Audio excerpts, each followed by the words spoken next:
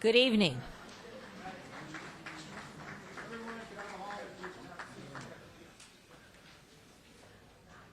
I want to welcome you to a special meeting of the Town of Los Gatos Town Council for February 11th, 2013, continued from our meeting a week ago of February 4th, 2013. Roll call, please, Madam Clerk. Good evening, Mayor and Council members. Councilmember Joe Przinski. Here. Councilmember Marcia Jensen. Here. Councilmember Diane McNutt. Here.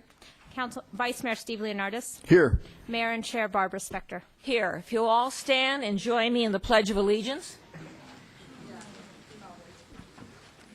I pledge allegiance to the flag of the United States of America and to the republic for which it stands, one nation, under God, indivisible, with liberty and justice for all.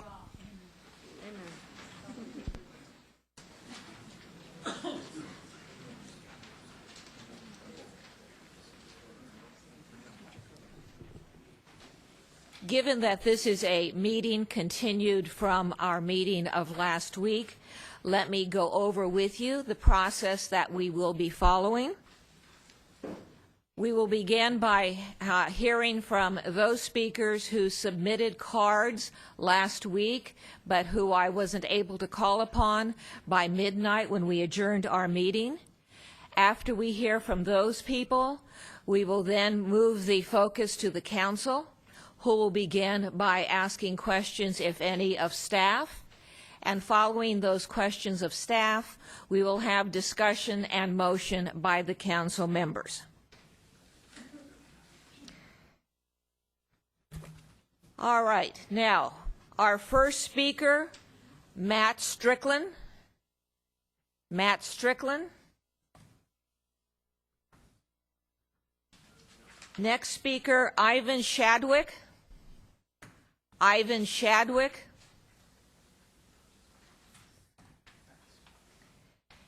Next one, Ellie Stern. Ellie Stern. Now, I do realize that there are folks in the lobby and folks in the library. So if one of these people comes forward later, just let me know. Next one, Michael Schusterman. Michael Schusterman.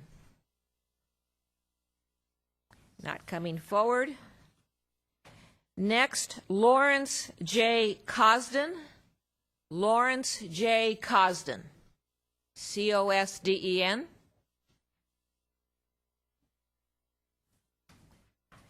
Next, Sue Farwell. Sue Farwell. And Ms. Farwell will be followed by Michael Oria.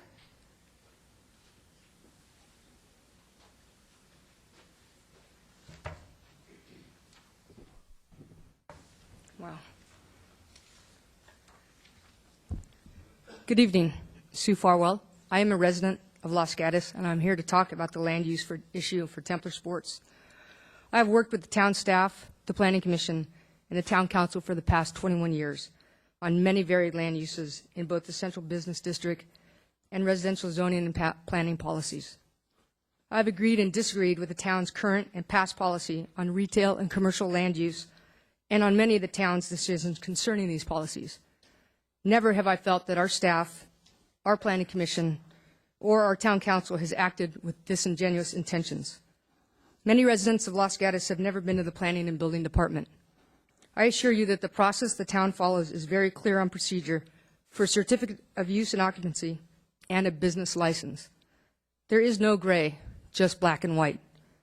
The intended use is either permitted under the current guidelines of the town's general plan and requires no further review, or the use falls under the category that requires a CUP and must go before the Planning Commission and or the Town Council for public hearings.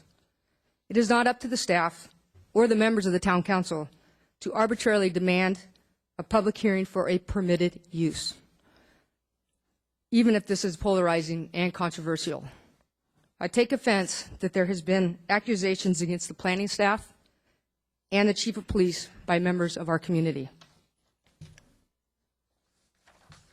I encourage anyone that feels that the procedure was not followed to stop by the planning department and talk to the staff. Request information on the permit process that they are accusing of being subverted. The general public must accept that the decisions made by the staff are mandated by the current code as part of the general plan. Many opponents have alleged that the changes made on the business license by Templar Sports are not transparent. This is not relevant. Templar Sports could apply for a business license today, and there would be no reason to deny that license. It is not fair to try and restrict Templar Sports by limiting their business from firearms repair or their right to promote their business. Templar Sports must stand by the image they are representing here in the council chambers. They must continue with a commitment to the community for gun safety classes, safe operations for gun storage, gun safes, trigger and cable locks, along with retail sales and repairs of permitted guns. The opponents of Templar Sports have now opened the forum for discussion on future uses concerning the sale of guns in Los Gatos. This is the public process that is fair and correct. I hope that the town council has the courage to make a smart and informed decision that represents the best long-term interest of our town. Thank you. Thank you. And for others who might be speaking, when you see you have 3 minutes. When you see the yellow light, that means you have 30 seconds left. All right, next we have Michael Oria. Michael Oria. All right, no one's coming forward. Richard Martinez. Richard Martinez. No one's coming forward. Robert White. Madam Mayor, may I speak on Robert White's behalf? He's not here tonight. I was here last time. He gave me permission. I don't know if it's appropriate or not, but I'll yield to you. Thank you, sir. We'll wait. Just use the one who have cards, but thank you. Is this one? All right. Would you please come forward if I called your name and give us your name, please? My name is Richard Martinez, and I live in Santa Cruz. I've known Robert and his crew for a little while now, and I think they're running a good shop, and I don't think they intend to hurt anybody in Los Gatos, and I'm just supporting them. That's all I have to say. Thank you. Thank you, Mr. Martinez. All right, Robert White. Thank you. Seeing no one, and just hearing that he's not here, in fact, Edmundo, looks like ALIPE. And he will be followed by Kevin Smith.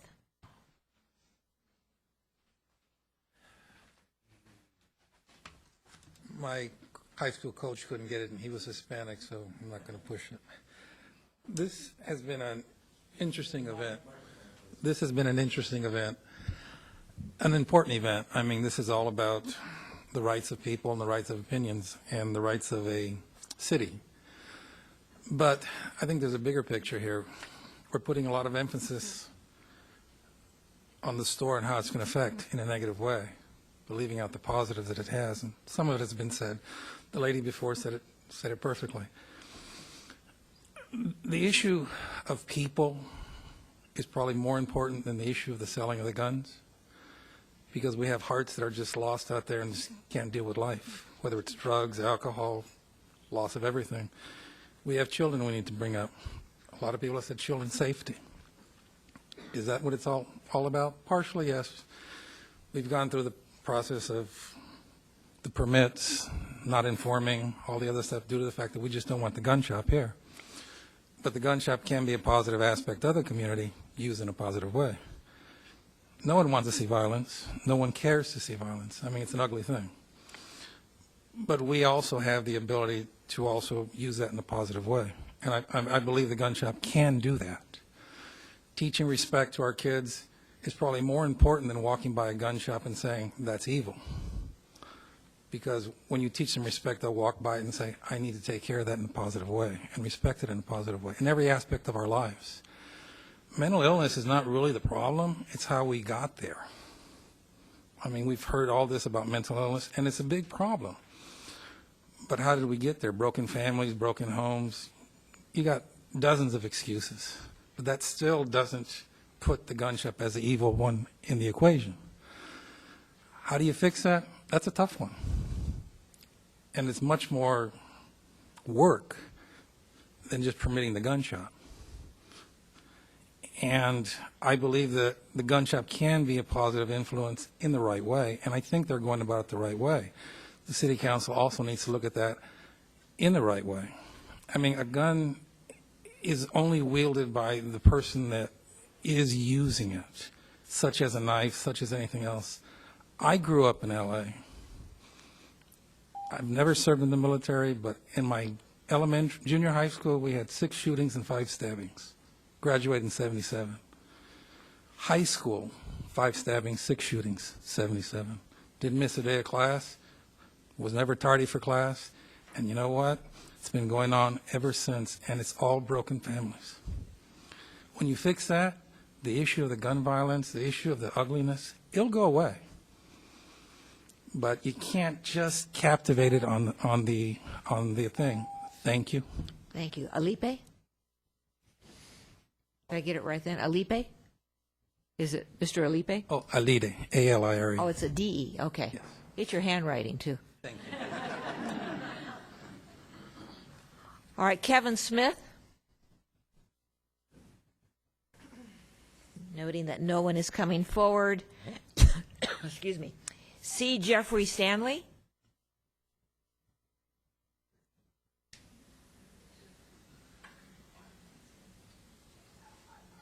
Mr. Stanley is coming forward, and he will be followed by Steve Quan, Q-U-O-N.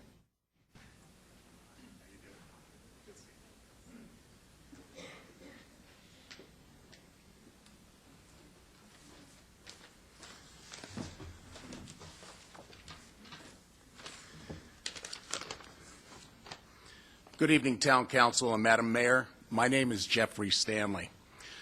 I'm a husband, father of 3 daughters, hunter, marksman, and a businessman. The company that I own has a lot of similarities with Templar Sports. We both help in the service of a constitutional right. See, I own Bad Boys bail bonds, and under the 8th Amendment of the U.S. Constitution and the 5th Amendment of the California Constitution, we are all guaranteed the right of bail.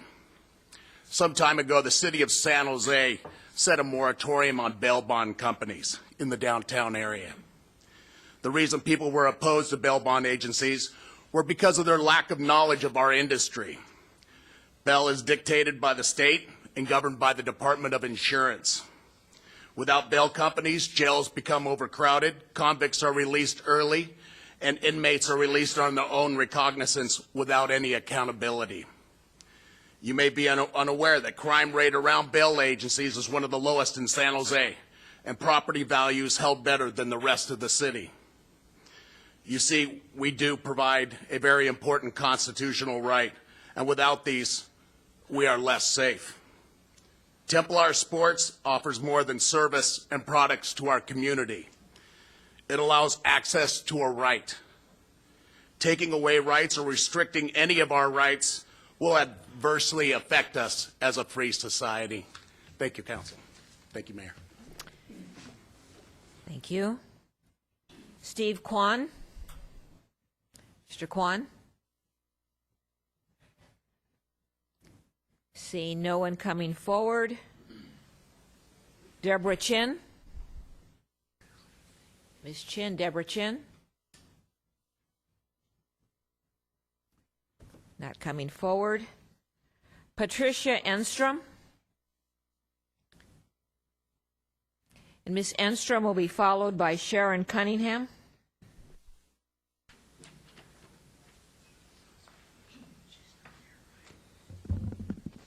Good evening, Patricia Ernstrom, lifelong resident of Los Gatos. The issue before us tonight is emotional and divisive, but we look to your leadership to act as a steward of the town and its residents. This isn't about the Second Amendment. This isn't about the right to bear arms. No one is saying that the people of Los Gatos do not have the right to gun ownership if they so choose.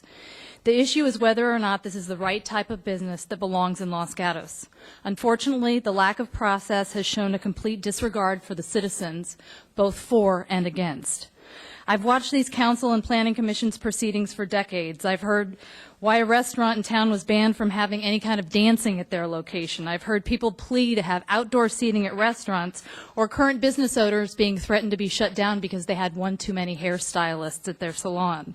How many hearings were there before it was determined that no dog could be walked without a leash? Los Gatos has regulated everything, and now this. People at the hearing last week talked about Coast to Coast and other retailers that sold guns. I remember the good old days too, but that was a long, long time ago. Times are different now, and these unique times call for real leadership. If someone is filling out a business license application looking for a license to sell sporting goods when in fact they are not, that should be grounds for review. Sporting goods, but no bats, no balls, no skis, no socks, no helmets, no rackets, no clubs, and no shoes. Sporting goods, but not a single item to buy for any sports program offered at any school or recreational activity the town offers. While it says Templar Sports on the window, in documents filed with the town, they are listed DBA doing business as Templar Armaments. Pretty clear the purpose is not to serve the sporting good needs of Los Gatos and surrounding communities. Even the lawyer representing the owners called it a gun shop when he spoke right here last week. I don't have grounds to doubt that the owners will be honest following state and federal regulations and rules in the sale of guns. This is not about access to guns. There are plenty of places to purchase a weapon. The question is, why do we need to be one of those places? What do we as a community want to stand for? What kind of a community do we want to be? What we are talking about tonight deals with the bigger issue of the town taking a stand to say there are enough gun shops and enough opportunities to buy guns. I've listened carefully to people who have said that we'd be safer if more people had more guns. However, the daily barrage of anecdotal evidence does not seem to support that theory. The guns used at Sandy Hook were owned seemingly by a responsible gun owner. Columbine had an armed guard. Virginia Tech had a police department. Fort Hood was a military base. Unfortunately, one less gun shop won't prevent terrible things from happening, but we can be an example, and we can be one less. Thank you. Sharon Cunningham, who will be followed by Kathy Sechrist. Hello, my name is Sharon Cunningham, and I'm a resident of Los Gatos. So many questions and irregularities have been raised in the past few weeks since the public became aware that Templar Sports opened. The fact of public hearing, due process, permit irregularities, knowledge by the town staff that this would cause dissent, conflict of interest, lack of oversight, liability insurance, all this, and a store selling semi-automatic weapons and bullet buttons with plans to expand. Despite the assertions last week and in the minutes this week and addendum, there was something the town staff could do prior to issuing permits. Case law, see Amendment 14, is extensive, supporting the restriction of retail gun sales. Now today, the town council can adopt an emergency ordinance that would require all retail sales and home sales of guns to be frozen in the town of Los Gatos until ordinance and regulations are made by the town. Please do so immediately. You have the support of the town, and we are providing you with over 1,000 signatures collected in this regard. An immediate independent investigation is also requested, and an unpaid leave of absence for all town staff involved until the matter is resolved.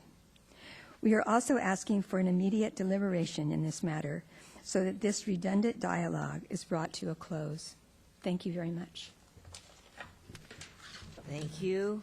Kathy Sechrist. No one is coming forward. Mike Bulea, B-U-L-E-A.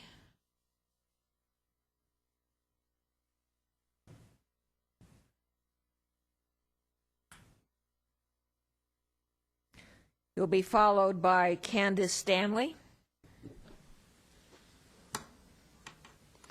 Well, thank you so much for giving all of us an opportunity to speak up and participate in the process of democracy. I thank those who support, such as myself, the Second Amendment, and I also thank those who disagree with us for coming here and voicing their opinion. I was thinking about a number of issues, but I think, in my opinion, we need to go back to the founders of this country and ask ourselves a simple question. The people that founded this country, what was their vision? The Constitution starts with "we the people," not "with the government." They wanted people to be armed and be able to defend themselves. That worked out very well for, during the War of the Independence. And, America prospered. There is a lot of there's a lot of talk of lack of safety, but I grew up in Eastern Europe, and I can tell you that I don't feel any less safe here. Actually, this is the safest place, for me. And judging the way people immigrate from other continents and from other countries here, I would submit to you that this is the safest country in the world, in spite of the fact that the United States, as a country, is an exception to the rest of the countries in the world, where the right to possess a firearm is pretty much unheard of. So I would like to go back to the vision of the founders, that we the people have the right to life, liberty, and pursuit of happiness, and that we have a right to defend ourselves against aggressors, and that we do not want people to come and telling us, no, you don't have the right to do this, you don't have the right to carry so many rounds, because there is no such a thing as too much insurance, coming and telling me 30 bullets is too much, and 10 bullets is too much. So I don't want to, go too far into this, but I think the founding fathers were right. I think we need to go back to the free markets. We need to let people, American people, give them the ability and the right to defend themselves if need be. We know the police officers are unable to respond, the moment you're under attack. And so, we have to help ourselves. We cannot expect 1,000 police officers to basically defend us in any kind of situations. If I'm in a dark alley, if I'm in a situation where I'm under attack, I wish, that there would be a gun next to me, because, that's my first line of defense. Thank you so much for taking the time, and I hope that you make the right decision, not a popular decision or the one that's based on fear. Thank you. Thank you so much.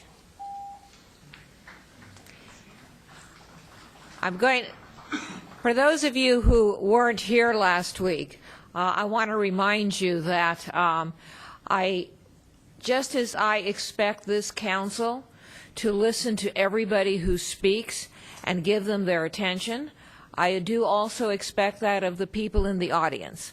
So even though you may not be in the council chambers, we can hear you, and it is disruptive to our proceedings. Next person I have a card for is Candace Stanley.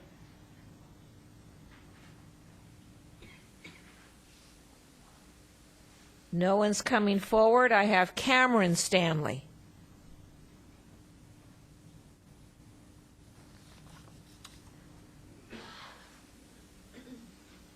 Next card, Mark S. Tober. Mark S. Tober or Tauber.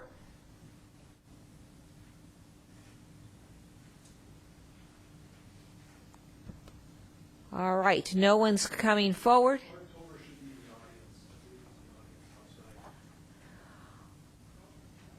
Mark S. Tober. I'll try to make sure we don't stay here till midnight. My name is Mark Tober. I'm a former resident of Los Gatos, and I am president of the Golden State Second Amendment Council. We're a local group here of volunteers on the Second Amendment issues as well as barbecue. So you can tell we're serious about this. Last week, I sat here for almost 2.5 hours listening to people complain about Templar sports. And the common theme amongst all those people is very simple. They tried to hide something. It's a load of hooey. load of hooey. They could have called themselves Big Five Sporting Goods. There's no gun in that word, in that name, but they sell guns. They could have called themselves Cabela's or any of 10,000 other names. No guns mentioned, but they sell guns. It's a fraud. If there has been any deceit here with regard to Templar Sports, it rides squarely on the shoulders of the people who are against Templar Sports. They're hiding the fact they don't like the Second Amendment. They don't like firearms. And they should come out and just say it. This country was traumatized by the shooting of more than a dozen innocent children in Connecticut. And unfortunately, far too many people have come out to take advantage of that to push a political agenda. It's disgusting. Chief among them, the President of the United States, and our own Senator Feinstein. The fact of the matter is, all of the laws that they have proposed, they have admitted, will do nothing to stop a Sandy Hook and won't stop the next one. Fact, the only thing that stops a crazy man with a gun is a good guy with a gun. And fact, good guys can't get guns if they don't have stores like Templars to go to. This council needs to make a decision about where the balance of power resides in society. Will it reside in the hands of crazy people with guns or good guys with guns? And if you want the good guys to come to your defense of your communities and schools, you must side with Templar Sports. And thank you very much. Thank you. All right, we've now completed listening to everyone who submitted a card last time. I thank all of you. And I do appreciate the fact that we were here till midnight a week ago and that we've now heard from some more. And so at this point, the public input is at an end. And as many of you have noted and suggested, it now turns to the council. And once more for the council process, each council member, if he or she desires, has the opportunity to ask questions of staff. And then we will go on with our discussions, et cetera, after that. So, first of all, does any council member have a question of staff? Ms. Jensen. Thank you, Madam Mayor. First is a ministerial question. In our desk item that we received this afternoon at 3 o'clock, one of the things we got it's a table, essentially. It's titled Regulatory Framework for Los Gatos Commercial Industrial Zone, Draft 211-2013. I'm assuming that that is a proposal, correct? Mayor, Madam Mayor, members of the council, one of the members of the council asked for something that would show in a matrix or similar format all the various regulatory proposals. So this is staff's attempt over the weekend and today to document that to the best of the information we have available. So the rows show the various types of activity that could occur in the commercial industrial zone. Then the columns show the various regulatory frameworks. The first four are what is. The last one is a reflection of what was included in the staff recommendation last week and this week for further consideration. So the last column is proposed. We believe the middle four columns reflect what is to the best of our knowledge today. I have a couple more. Do you want me to wait or do you want me to? Just why don't you go ahead, and if you have about 3 questions, go ahead and finish your questions. Okay, I'll try to keep it to 3. I asked Mr. Larson this morning regarding documents so that I could understand what constitutes the certificate of use and occupancy for Templar Sports, and I ended up with, I think, 3 documents. 2 of them are an application. One is dated June 21st. It's indicating retail sporting goods as the proposed use. There is one that's dated August 6th, which says the proposed use is a contractor office, and then there is an official-looking document, which is Town of Los Gatos Commercial Certificate of Occupancy, which is dated December 20th, which looks to me like it's a certification of a final inspection for building, but it doesn't indicate what the business is. So I'm just trying to understand, what is the certificate of use and occupancy, and how can we examine something and determine what it is that this building has been certified by the town to do? A certificate of use and occupancy is a planning document, and that is for a change of use regarding a change of business. The certificate of occupancy, which you had shown as the date of December, that is a building permit final, meaning they can occupy the building. So it's unrelated to the use. It actually has to do with the construction of the building. Ms. Jensen? Promise I'll try to make it 3. So I looked at our town codes today, and we have a code section. We have a series of code sections regarding a certificate of use and occupancy. They start with 29.20.060, and 29.2255 gives someone the right to appeal a certificate of use and occupancy on the ground that the use is not allowed in the zone. And then it goes, there's another section that indicates that one could revoke a zoning, grounds for revocation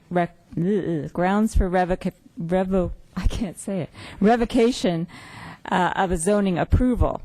And it doesn't seem to list any kind of time limit or criteria. It just indicates that the Planning Commission could have a hearing. So if I could get any guidance on what staff thinks that those code sections mean, I'd appreciate it. Could you repeat the section for the revocation, please? The revocation, so the certificate of occupancy starts with 29.20.060, and the appeal rights are at 29.20.255. That's for the certificate of occupancy. The revocation or modification of a zoning approval is at 29.20.310, and then there's grounds for revocation at 29.20.315. And one of those is, I'm sorry, I'm going to talk like a lawyer, Section A, paren 3, that the use for which the approval was granted is so exercised as to be detrimental to the public health or safety or to be a nuisance. So I'm just looking for some guidance on the appeal for the certificate of use and occupancy, and when, if ever, the town has dealt with or interpreted the revocation.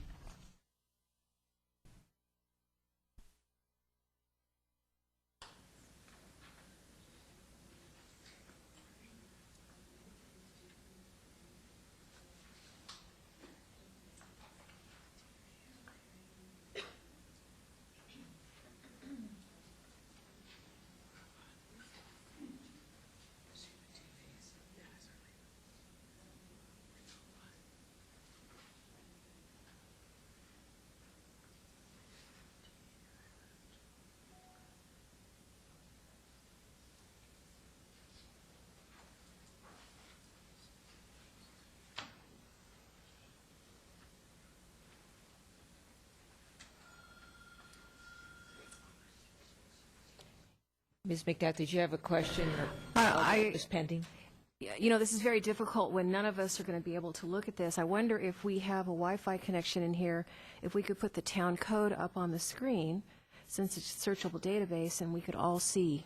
Because it's very difficult to, I'm not going to be able to follow the discussion. Or I also have copies if you want to put it up on the projector. I'll defer to staff. I just think all council members need to have access to this information.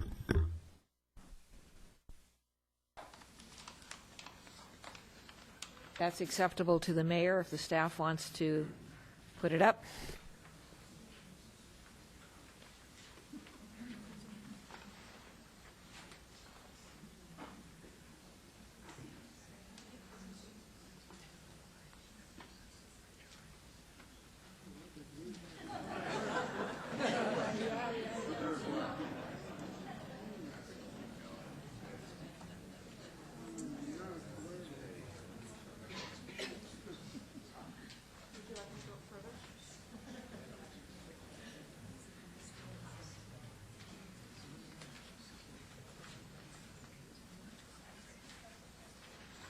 Ms. Jensen, within the context of what has now been put up, Can you restate for me your question that staff is looking into?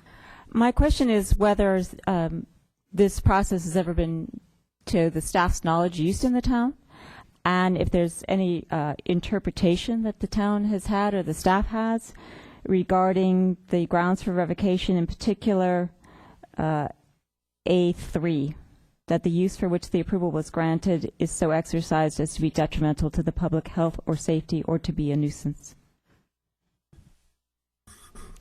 In terms of if anyone has appealed the decision, I am not aware of any, but it doesn't mean that has not happened.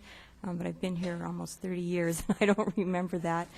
And I wouldn't have to research those other sections more, because some sections relate then to other sections of the town code. So I don't think I can immediately answer that question, but if you give me some time, I'll see if there's any sections that relate to other sections. Thank you. I appreciate it. I was just curious whether the process had been followed by the staff before, so thanks. And Madam Mayor, that's it for my questions. Thank you. Thank you. Other questions? All right, seeing none from the other council people, questions of staff? Mr. Larson? Yes.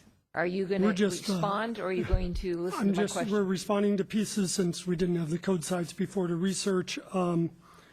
There was, it appears, in 2006, a revocation of 408 North Santa Cruz Avenue, and that was a zoning approval and a modification of a CUP. And that appears to be the one case I see this section of the code being applied. And Ms. Bailey has more information on what that case was. Well, there was another revocation on Union Avenue as well. So there's been 2 revocations in town. All right, thank you. Anything else, Ms. Jensen? Go ahead. I did ask this question of Mr. Larson earlier, and I don't know if it was, I didn't see it in the packet, but if one were to determine that a building was being occupied in violation of the certificate of use and occupancy, what's the consequence of that? That would be a code enforcement issue. And what do you mean by code enforcement issue? If the use was not permitted, then we would have to go through a procedure for them to either become a permitted use or to vacate the facility. And very briefly, what would the procedure be?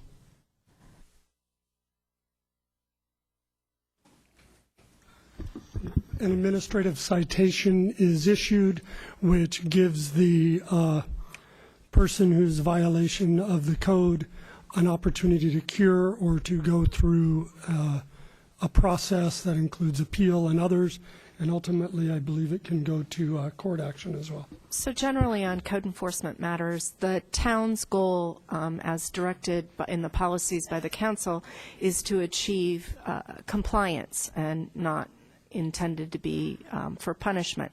So staff usually will reach out to any owner, whether it's residential or commercial, to try and gain voluntary cooperation and compliance.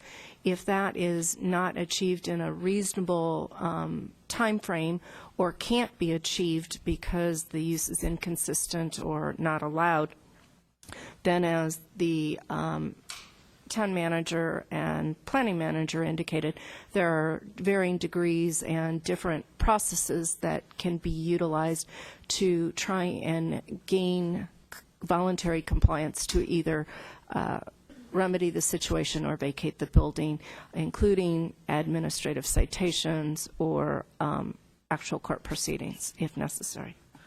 Thank you, Madam Mayor. All right, now before I go to my questions, does any other council person have a question or questions? Mr. Brzezinski? Thank you, Madam Mayor.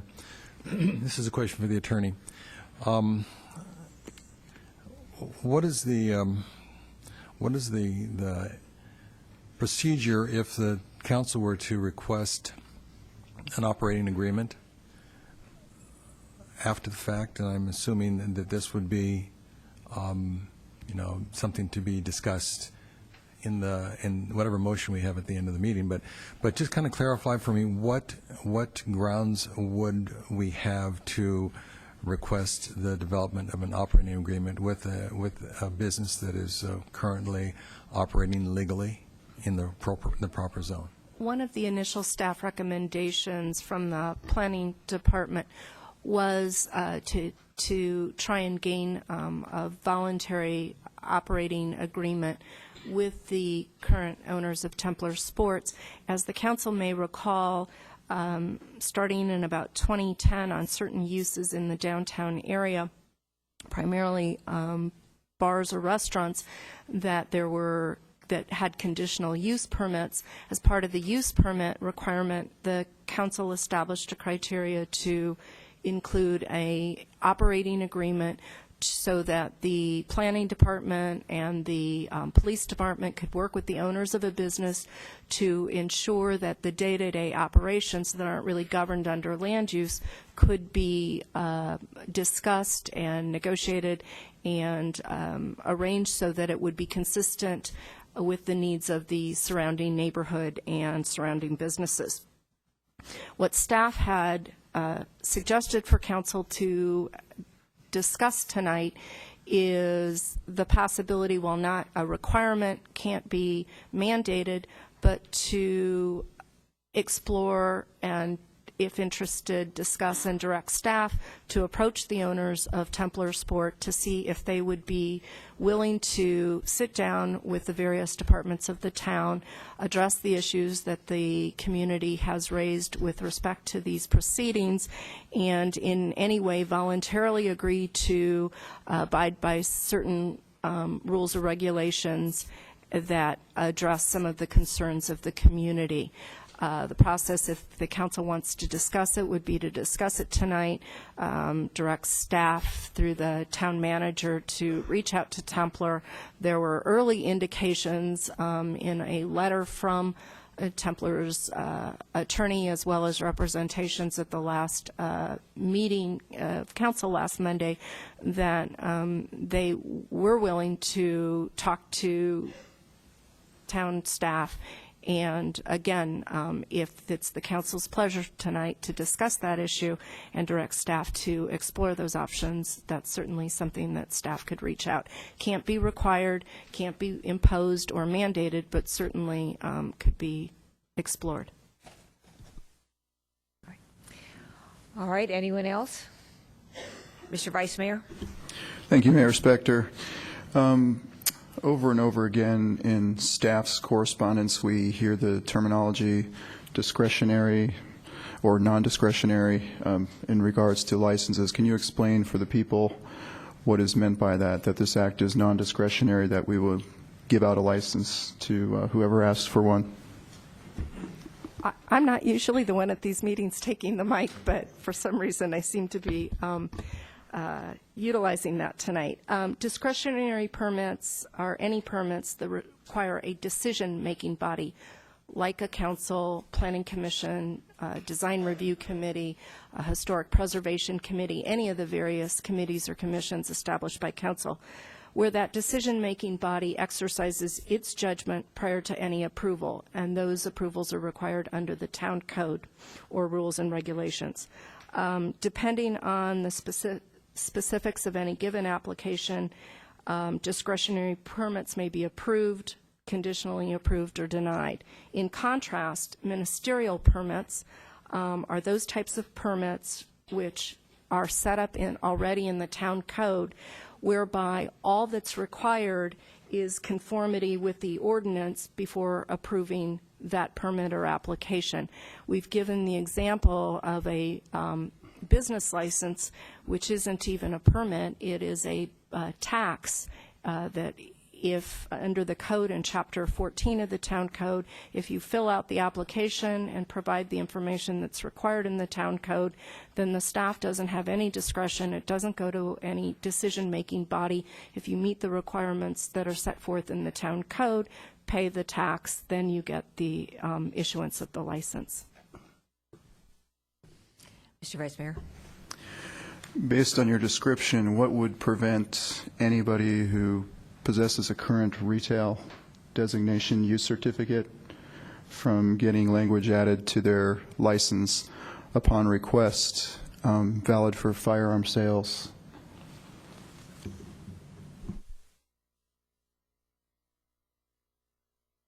If it met the town code requirements, if it was a retail business and they were expanding for gun sales, that is still a retail business, and they would just have to go through the extra requirements to obtain that license. Madam Mayor, if I might add, obviously they would still have all the federal and state requirements to go through as well before they could do any firearms sales.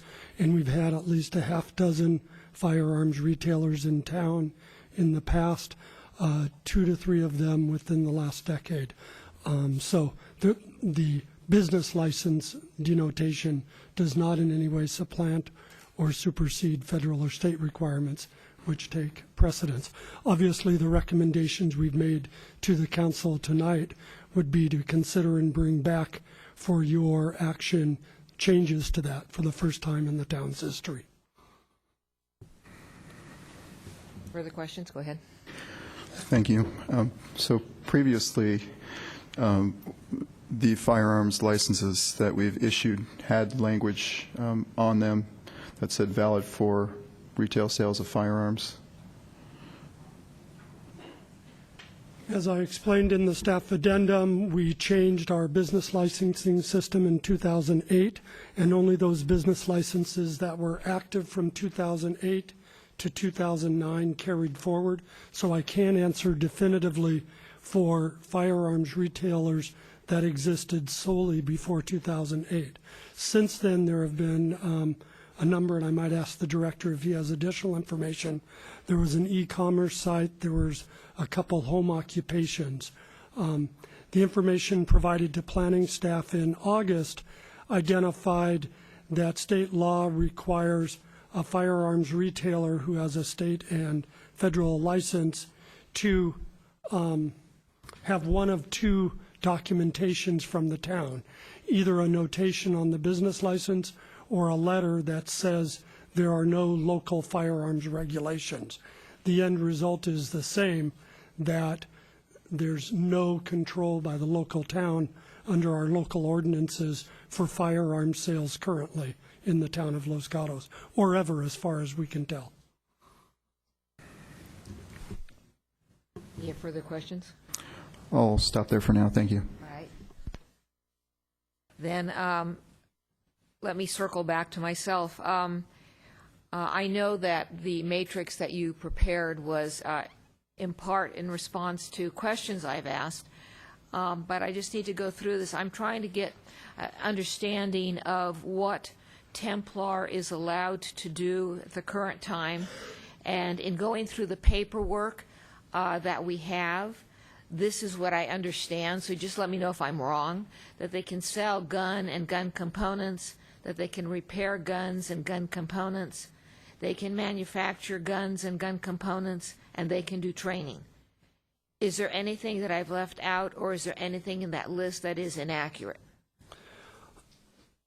Obviously, beyond guns, they can sell other goods and items as well. We would argue that their instruction is incidental only, in that there is an administrative policy that specifies what is allowed, and that is detailed under the 4 stars on the bottom. It's no more than 5 students and 1 instructor at a town. So it's limited instruction. For assembly and manufacturing, it's an issue we would need to research more. As you and I had discussed, Mayor, possibly trying to split assembly and manufacturing because they are 2 different actions. We didn't have enough data or information at this time to split those categories, so we have them together. At this point in time, what would be allowed in the way of manufacturing would be determined when they came in for a certificate of use and occupancy and to be reviewed in the zoning category they're in. So to answer your question, yes, firearms and ammunition they could sell. We are questioning whether they could sell explosives under their current town permit. That's why it says under research. We believe they could do incidental repair, and they could do incidental instruction, and they could do certainly assembly of firearms and possibly limited manufacturing, but that's under research as well. Thank Mayor, you. just to finish that clarification, is some of the additional areas that are not in the current federal firearms license 7 that was issued to Templar Sport by the federal government, by the ATF and DOJ, and as Mr. Larson indicated, that with respect to manufacturing and explosives, it's our understanding that that probably is likely to require additional federal and state licenses that either haven't been applied for or no intent to apply for. So while we can look at what the town code says, we're still needing to clarify with the ATF as to what their requirements would be on that. So at this time, it doesn't appear to town that it is only a town decision, that there may be some state and federal requirements to meet prior to any town licensing. Thank you. And then, Mr. Larson, following up on a question that I had asked this weekend, we have paperwork that reflects the application of the 3 principles of Templar to the federal government. And does that, I'm assuming they got a license. I don't think we ever saw the license. But assuming that they have a license, does that authorization apply to just the 3 principals, or does it also apply to all the employees who work there? I will defer to the attorney. She's had discussions with the federal government on that very issue. In response to the questions from the community as well as the council over the past few days, our offices reached out to the ATF and Department of Justice for the federal government, as well as the Department of Justice for the California state, to clarify some of the code sections that have been researched. And it's our current understanding that the federal firearms license has to be applied for by the owners, the principals of the business. With respect to the employees, there is a state requirement that the principals and owners of the business also go through a state process, and that then if the state completes that process, they issue what's called a certificate of eligibility, and that was provided in the staff report last week for one of the primary owners, as was reported to us in the business. Since that time, we've done further research and understand that at the owner's discretion, the firearms dealer owner's discretion, they, under state law, have the ability to also have each of their employees go through a state process for a certificate of eligibility. That state process includes the State Department of Justice doing, checking their records to ensure that the applicant is not prohibited from owning, possessing, handling any firearms. It's our understanding that that is a discretionary option of each of the firearms retailers. And in this case, Templar Sports actually did require their employees to go through that process, that state process, and they have obtained for their employees, current employees, that certificate of eligibility clearance through the California State Department of Justice. And if I might add, Madam Mayor, the documentation for that is again on the regulatory framework, attachment 16. The second half of the retail sales category talks about the individuals involved in retail sales. So ownership and licensees are required to have both federal and state approval, and then ministerial approval by the town through the business license. Employees, as you'll see, is asterisk only under state approval, not under federal or town. And as the asterisk describes, it's discretionary for retailers to require their employees to have a COE, and Templar has told us they're going to require their employees to have a COE. So this is the documentation for what the attorney just shared with you. All right, thank you. And then one last question at this point. In the paperwork that we've received, it would appear that the town business license predated the federal license. And one, is that accurate? And two, is that the acceptable process?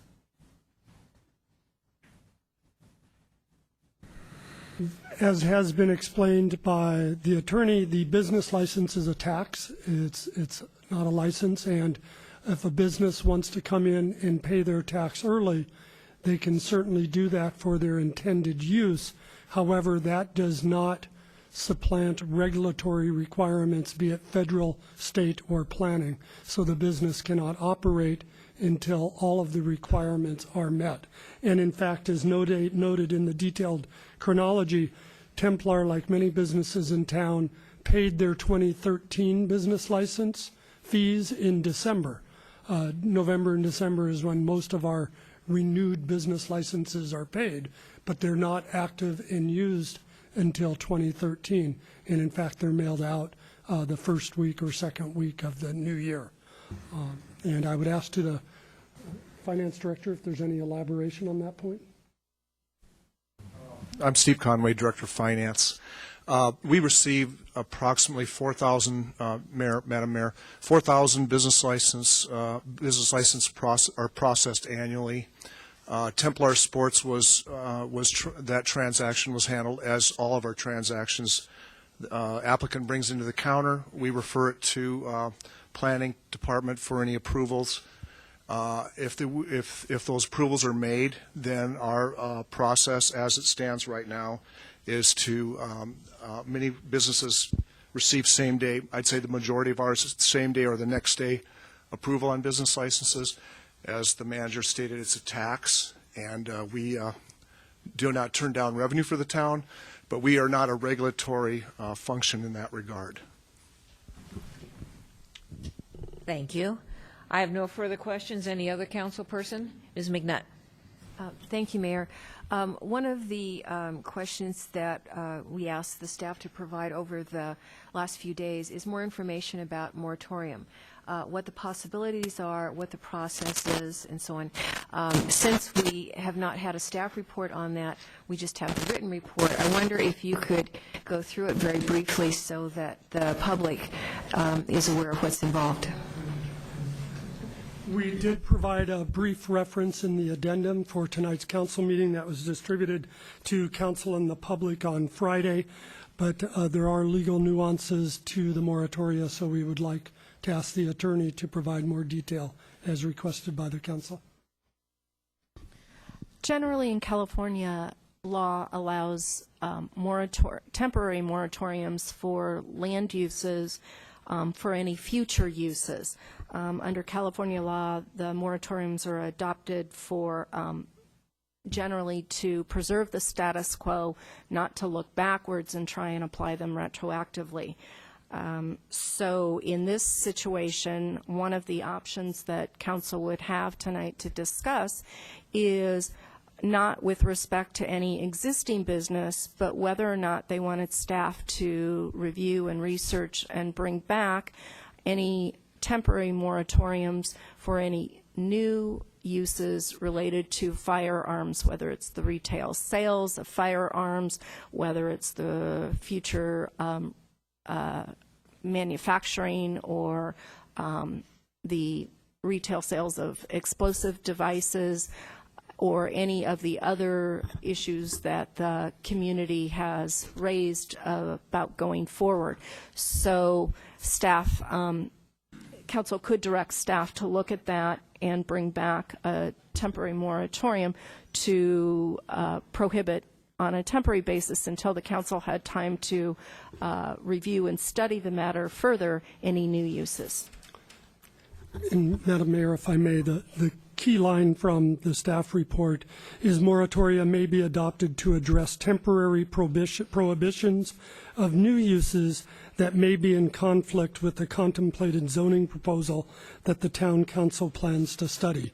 So if the council were to proceed with the staff recommendations to consider either conditional use process for firearm sales or limitation or designation of which zoning categories may be appropriate, or a prohibition on home occupation, firearm sales, any of those that were in the staff recommendations, that would seem to meet the clause that it could also then, as a future land use regulation you're going to consider, you want to consider more immediately a moratoria to put into place until that future land use regulation is considered and acted upon.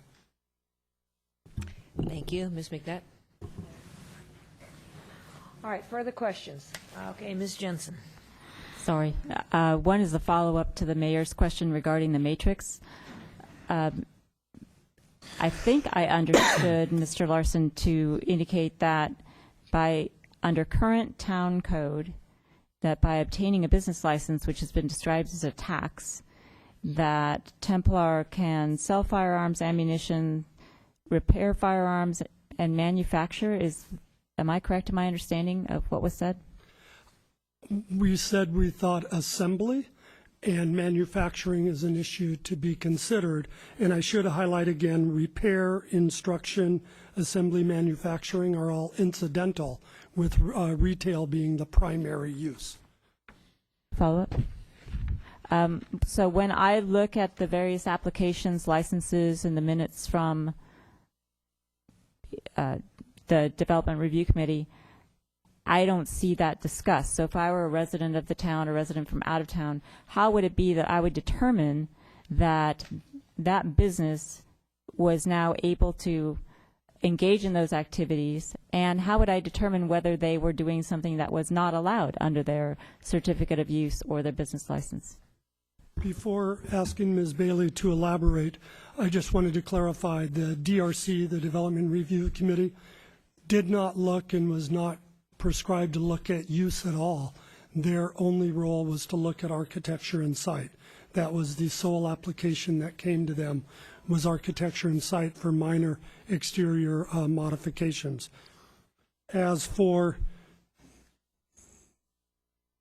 the elaboration on how residents would respond, it would largely be a code enforcement concern they would raise, and staff would follow up, as Ms. Bailey will indicate. Yes, so if there is a question, the applicant can typically clarify with staff what the permitted uses are. As Mr. Larson had indicated, repair is an incidental use.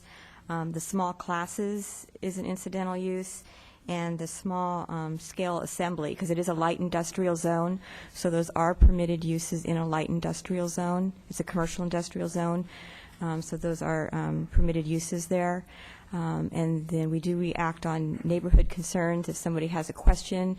If someone is not following their business plan, staff can take a look at that and respond and take the appropriate actions as necessary. One final follow-up? Go ahead. When Ms. Propp was describing non-discretionary and discretionary, and just in Mr. Larson's response regarding the role of the Development Review Committee, one of the things that's asserted in the minutes for the Development, I'm going to say DRC because I'm going to stumble over Development Review Committee, is that it determined that the architecture inside or the changes to the building were consistent with our commercial design guidelines.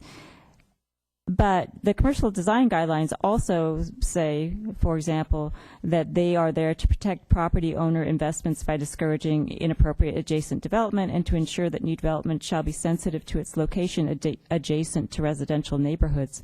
So I'm just curious, if that's in our commercial design guidelines, why isn't that considered in the DRC meeting?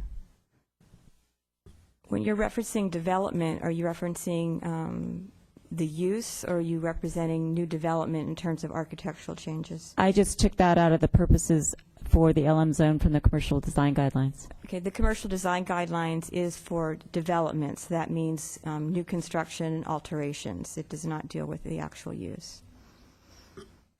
Okay, but if they change the building, that's an alteration. And I'm confused about that we have language in our commercial design guidelines which I think I'm hearing is superfluous, that they're not considering, and that they're only considering those things that have to do with the actual structure of the building.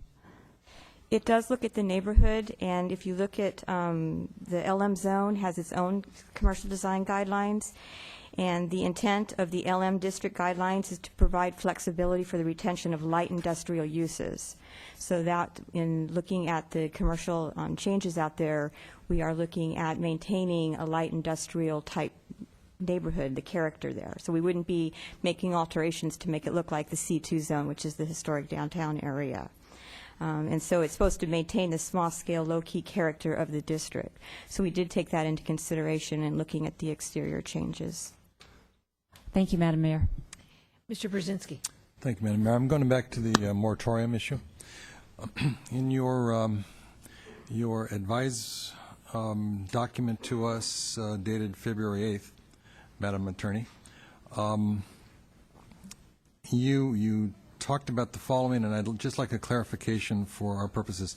State law allows for temporary land use controls and growth measures based on factual documented health, safety, and welfare concerns through adoption of a temporary moratorium. And factual documented is underlined. Could you expand on what that particular sentence means in terms of any intention on council's part to evaluate a moratorium in this context?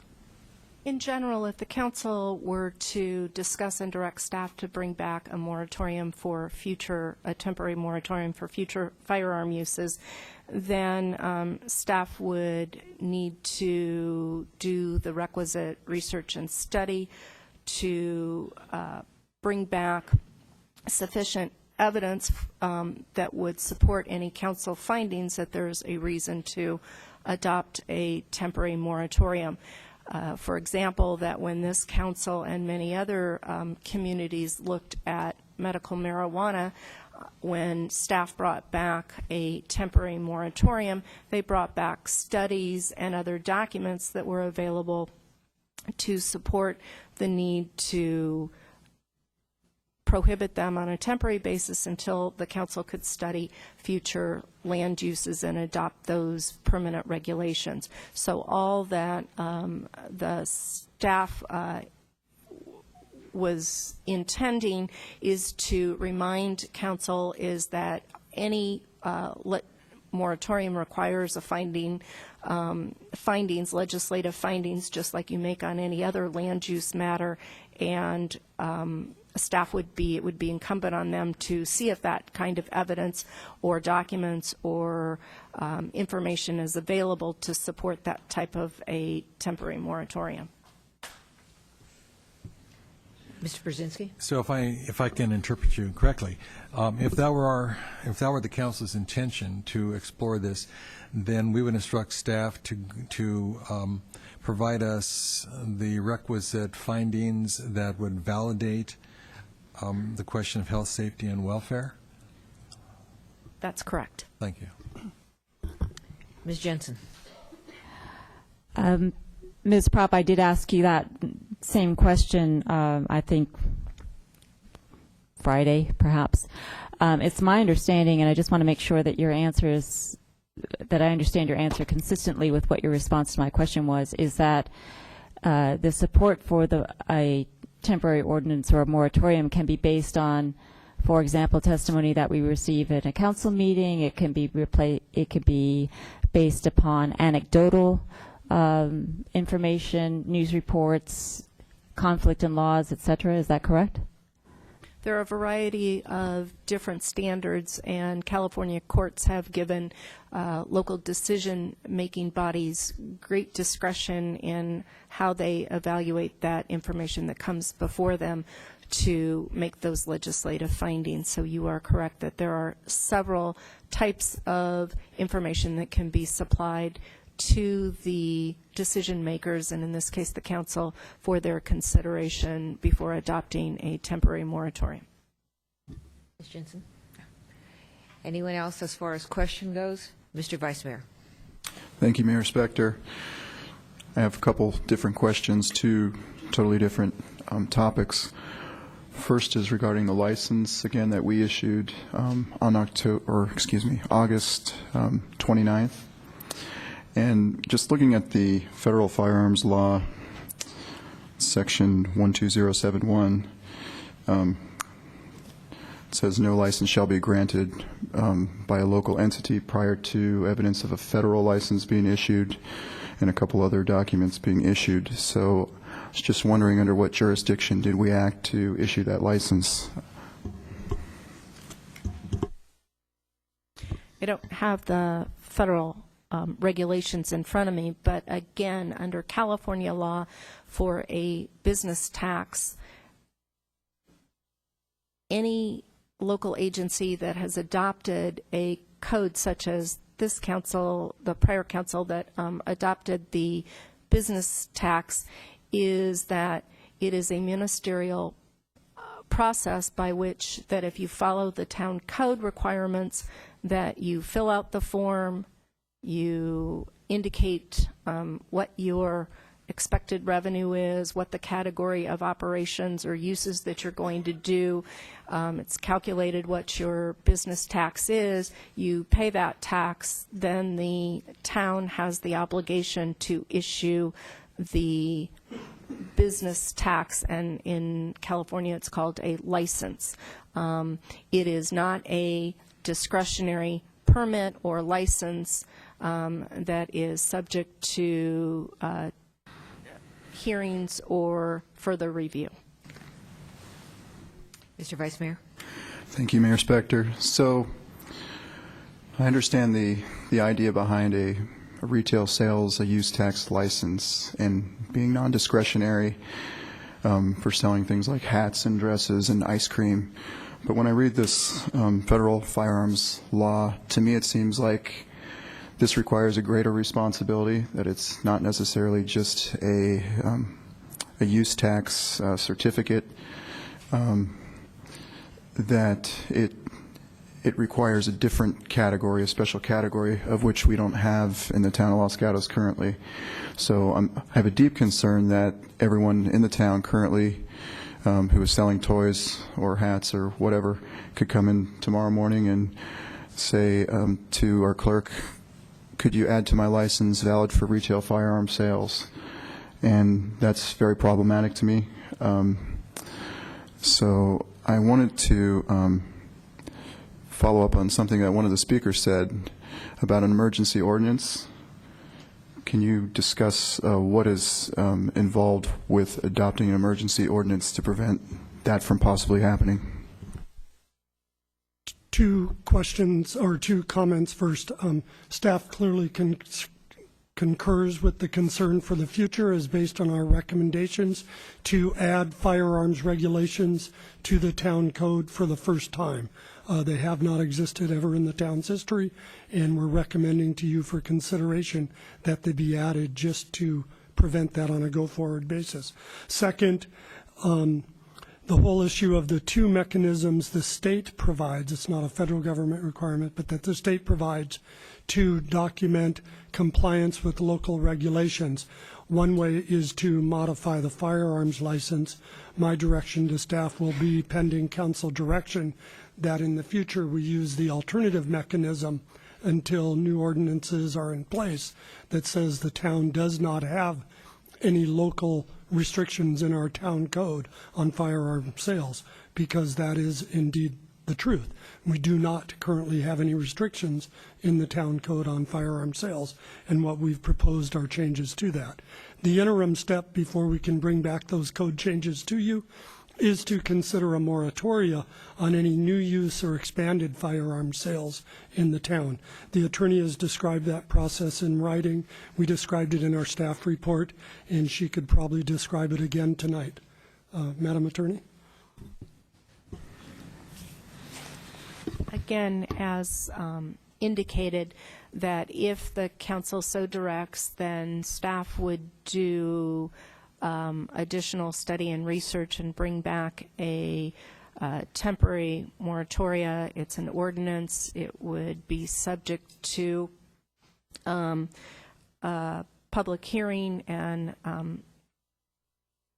before this council, and we can do that based on council's direction, provide council information as you request or direct tonight, and bring that back. Those types of ordinance do require 4/5 vote. There are certain noticing requirements. I'm not sure how detailed you want me to go into the process and whether, how much more you need us to describe the process. Well, it's the first time I've heard of it, so 4/5 vote is understandable. If this council were to adopt, or the idea was put on the table here this evening, when will those laws take effect? Would that be immediately as of the vote? If it's brought back as an urgency, it does go into effect immediately.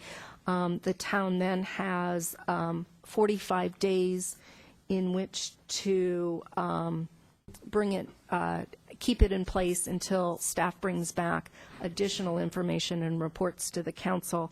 At that point, if the council still needs more time to study the land use issues, the moratorium can be extended up for another 10 months and 15 days, and then at the most, the outside is that the state of California allows one more extension of a moratorium up for another year. So the combined total of the different extensions never exceeds 2 years, and it's usually much shorter because during those different extension steps, staff would have to bring back updated reports as to information for the council to consider, so that then you can decide whether to adopt any permanent land use requirements or regulations. Mr. Larson? Yes, and for the public and council, I would refer you to item 11 on page 5 of last Friday's staff report, which describes the steps for a moratorium as we distributed to you on Friday.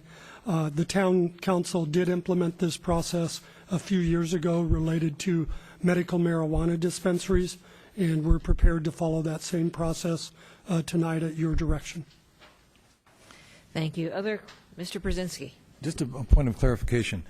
Am I correct in assuming that this has to be an agendized item? That is, the moratorium would have to be agendized. It cannot be initiated without it being reflected on the agenda for a noticed meeting? That's correct. I'm not that concerned about people who sell toys who have observed last week's marathon being interested in selling guns at this point in time.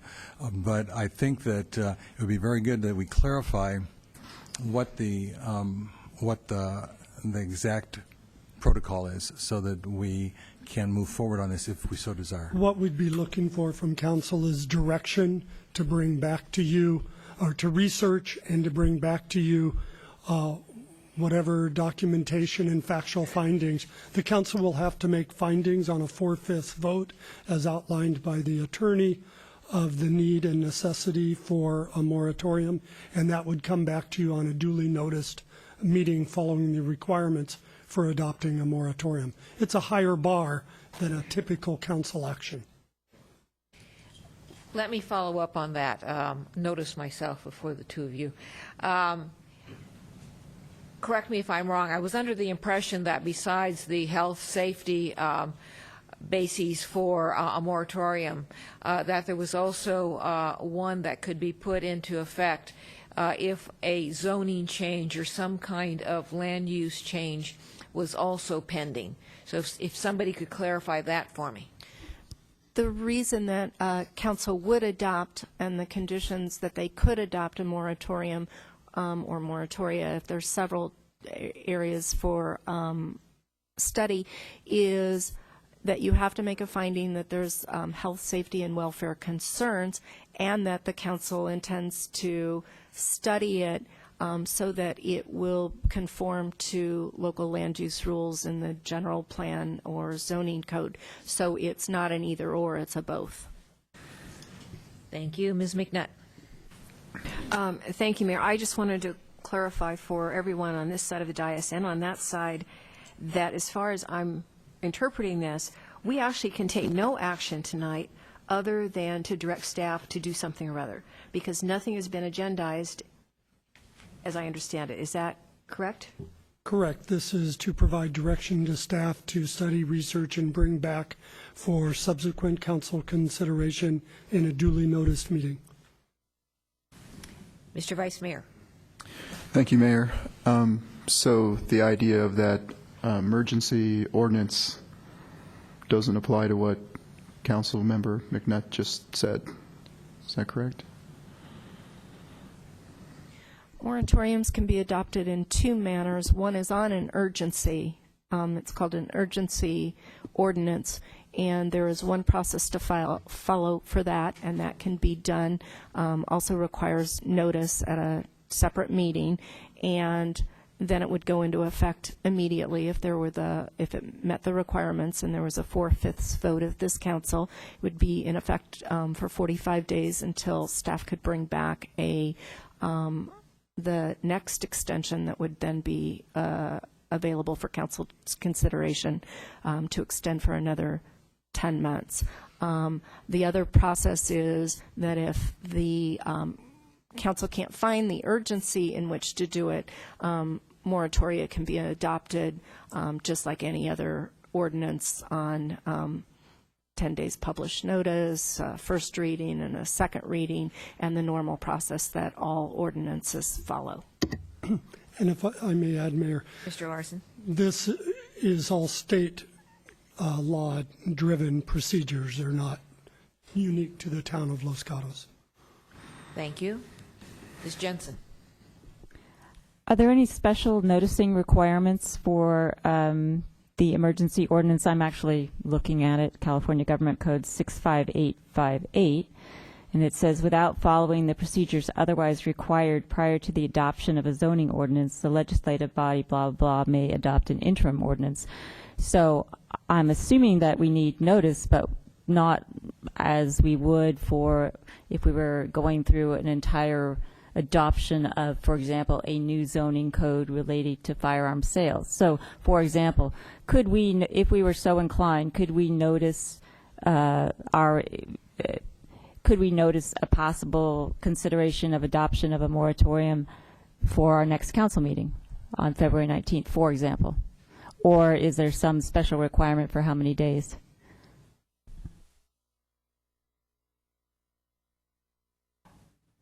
There is the requirement to document and prepare for you the findings necessary, and there will be research and work required for that above and beyond the notification. Whether it's for next Monday or 2 Mondays following, I think is an open question. Ms. Jensen. What I'm actually asking is there any prohibition or any requirement in the California Government Code for a noticing, not for the time that the staff will take, but something in the code that requires a length of time? I don't have the code in front of me. If you give me just a minute, we'll be able to respond to that question. I'm not going to have anybody else ask a question while you're doing that.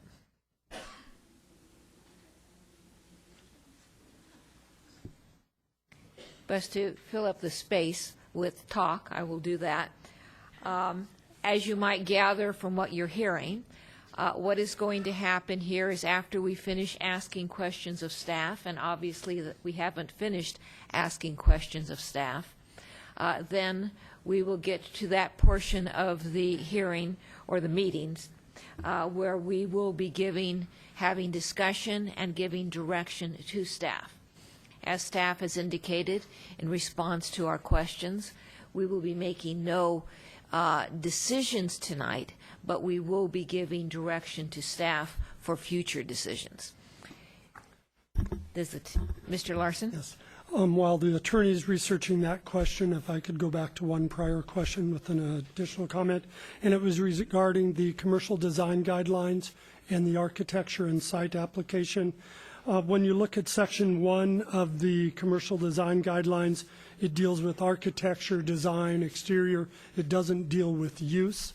Development, as the planning manager indicated, is for the physical development, not the type of development. and that's what's considered with the architecture and site at the Design Review Committee.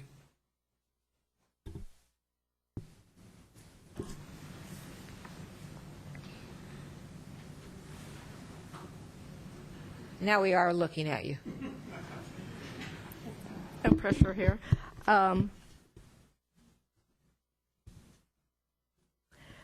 The notice requirement is in Government Code 65090, and it does require publication in the newspaper proceeding 10 days prior to the hearing. So that will require some delay in order to meet those noticing requirements. Ms. Jensen? Just to clarify, if I look at 65858, the noticing requirement that you are referring to seems to me to be an extension of the original 45 days.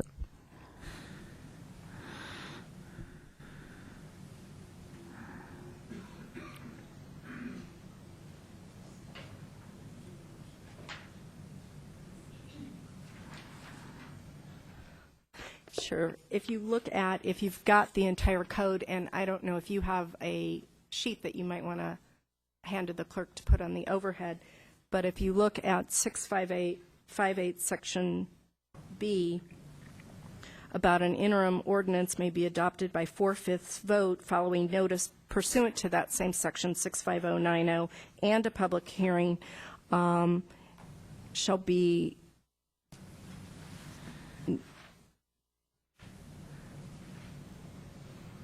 So again, even on that urgency basis, there has to be some sort of published notice prior to that hearing. Thank you. Other questions of council? There was one prior that we just found, urgency ordinance, and that was for the personal service businesses, and the council adopted an urgency interim ordinance regarding approval of applications for personal service businesses. And again, that urgency ordinance allowed then the code sections to be changed, and that's why personal services are regulated in the code. Firearms are not yet, but if we pursue this path, firearms will be regulated in the future. Thank you.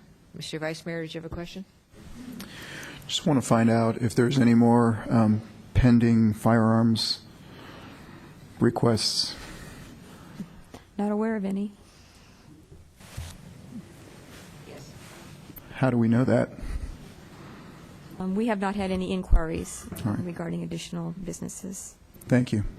All right, other questions? I am seeing none. And so now we will go to the next step. As I previously mentioned, we will have discussion and direction to staff.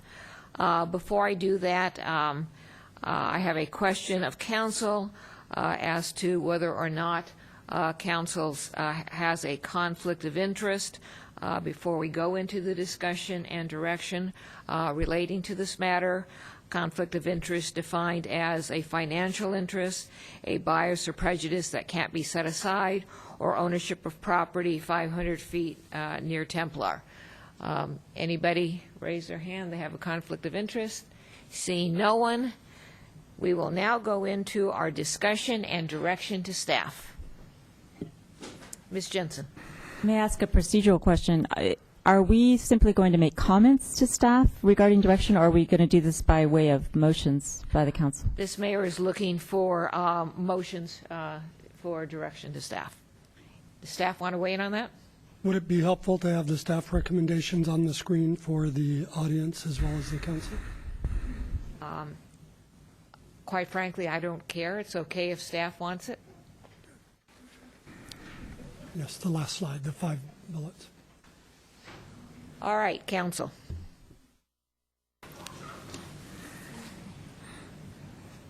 Mr. Przynski. Madam Mayor, I'll start. In the staff report this is the staff report for tonight's meeting, 2/11. On page 1 of that staff report, there was a recommendation of 6 different possible options for the staff to research and prepare potential ordinance and policy changes. I think it's necessary that we have ordinance and policy changes. I think it's clear that the the code as currently stated is deficient in this regard. There is a strong feeling in the community regarding this issue, but I would say there's a strong feeling on both sides of the issue. Okay? This isn't a one-sided point of view. And we've all been following this very carefully. I am sure most of my battery life in my iPhone is gone now, given the number of emails I've been reading all day long today and through the weekend and prior. And people have taken a very serious orientation towards this, very, I think, a very thoughtful and deliberative orientation to what this means for our community. And there are conflicting values. And I think one of the things that we have to keep in mind is that when we look at our community, that it's a heterogeneous grouping of people who have a great deal of concern about the well-being of our town, about how we operate as a community, about the way we care for each other, how families are able to develop, how children are able to thrive, and how we're able to live really a small town life. But this doesn't mean that there's one point of view. And I think I've said it more than once in deliberations over the last 14 years. It's never a question of just black and white. It's always a question of competing values. And I think we've been given in the last couple of weeks a strong orientation towards competing values, that each of which has to be evaluated, each of which has to be accommodated in some way, shape, or form. Anyone who feels like there's only one direction to take, I think, is probably not listening to the entire community. And so with that in mind, I do believe that you know, when you realize that we discovered this issue in our town code because of this application, because of this business coming forward, I would say anyone who's been on council for the last 30 years could have, at a certain point in time, found this in the code and said, wait a second, this is weak, because it's been sitting there. This is not a new piece of legislation. It's been sitting there the entire time, and somehow we have not had any issue that's brought it to the surface until this issue came to us. And I think that's how most of the things that are in code get altered. And they are situational, they are historic, and usually what happens in our experience on council is it takes an issue to raise the issue. It's kind of ironic that you know, we're at this point tonight, but I do think that we have been given sufficient evidence that, first of all, there was no malfeasance, even though there was some accusation of that. And I am absolutely convinced of that as I've read all the documentation. Second of all, that the law was followed, and we are a government of law. Governments that don't follow law are called anarchy. In this particular case, I think the response of the people to this issue has appropriately raised opportunities for the council to take a look at the law and to make sure that the law fits our community in 2013.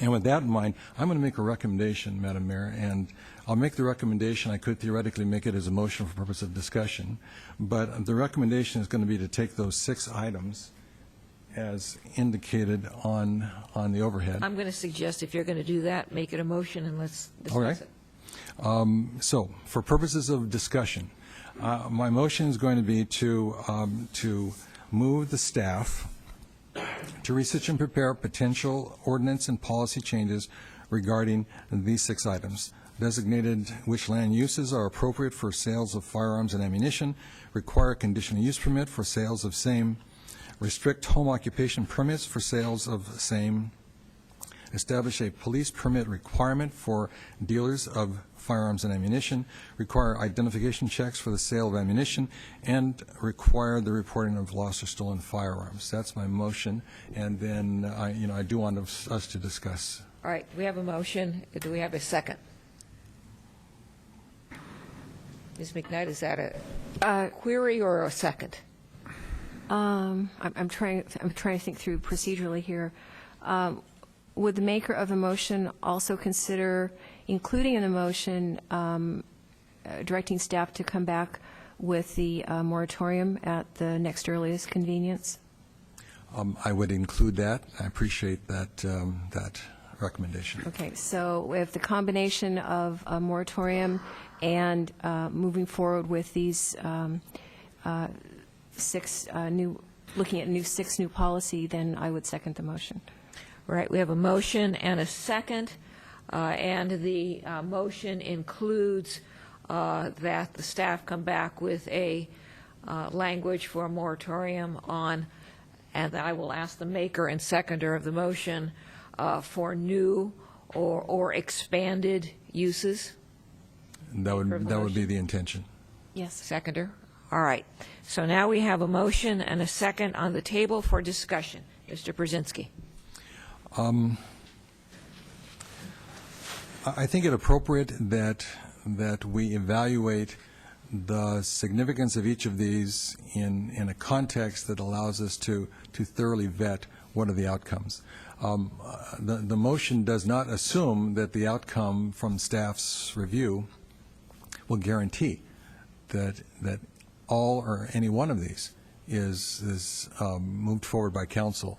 But I think what we are looking at right now is a lack of information, a lack of substantive data that we can use to make a good, thoroughgoing evaluation of these for purposes of the outcome. And the outcome is the benefit of the community. The outcome is the appropriate acknowledgement of the values of the community. And so for that, I don't see anything here that I can say would not be appropriate for us to evaluate. And I would hope that we can move this forward with as much efficiency as possible, even though I know we are very, very again, overcommitted to those things that we're asking of staff. But I think this is something that definitely needs to be fast-tracked. Further, Ms. McNutt. Thank you, Mayor. When I first heard about this, I would have bet any amount of money that we had something in our code that said you can't have a gun store in town. I mean, any amount of money. And hold up the town code. I don't use the printed one anymore because this is what it looks like. So I use the one that's online because you can do a search and it's just so much faster. Any of you can do a search on anything and see what the actual law is. And I kept going back over it. I just would have assumed, as many of you did, that we had some law on the books that would prohibit this or control it. I remember a couple years ago we overturned an ordinance in the code that prohibited you from throwing a ball in the street. I mean, that was left over from, who would ever guess that something like that would be in there, and this is not. So how this got overlooked, I don't know. But it did, and so now we can take corrective action going forward if that is the will of council as we go forward on this.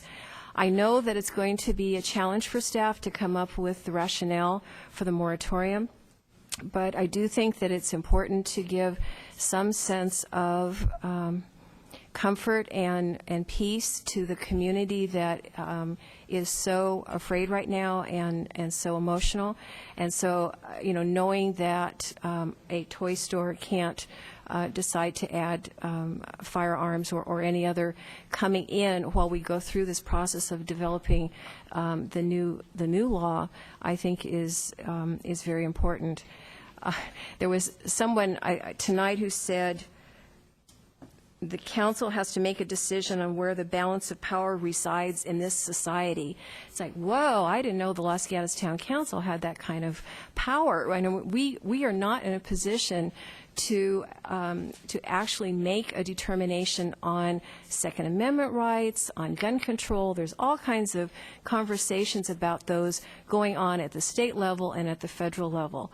Our job is land use and figuring out what is appropriate land use and policy for this community given the constraints and the allowances that we have from state and federal government.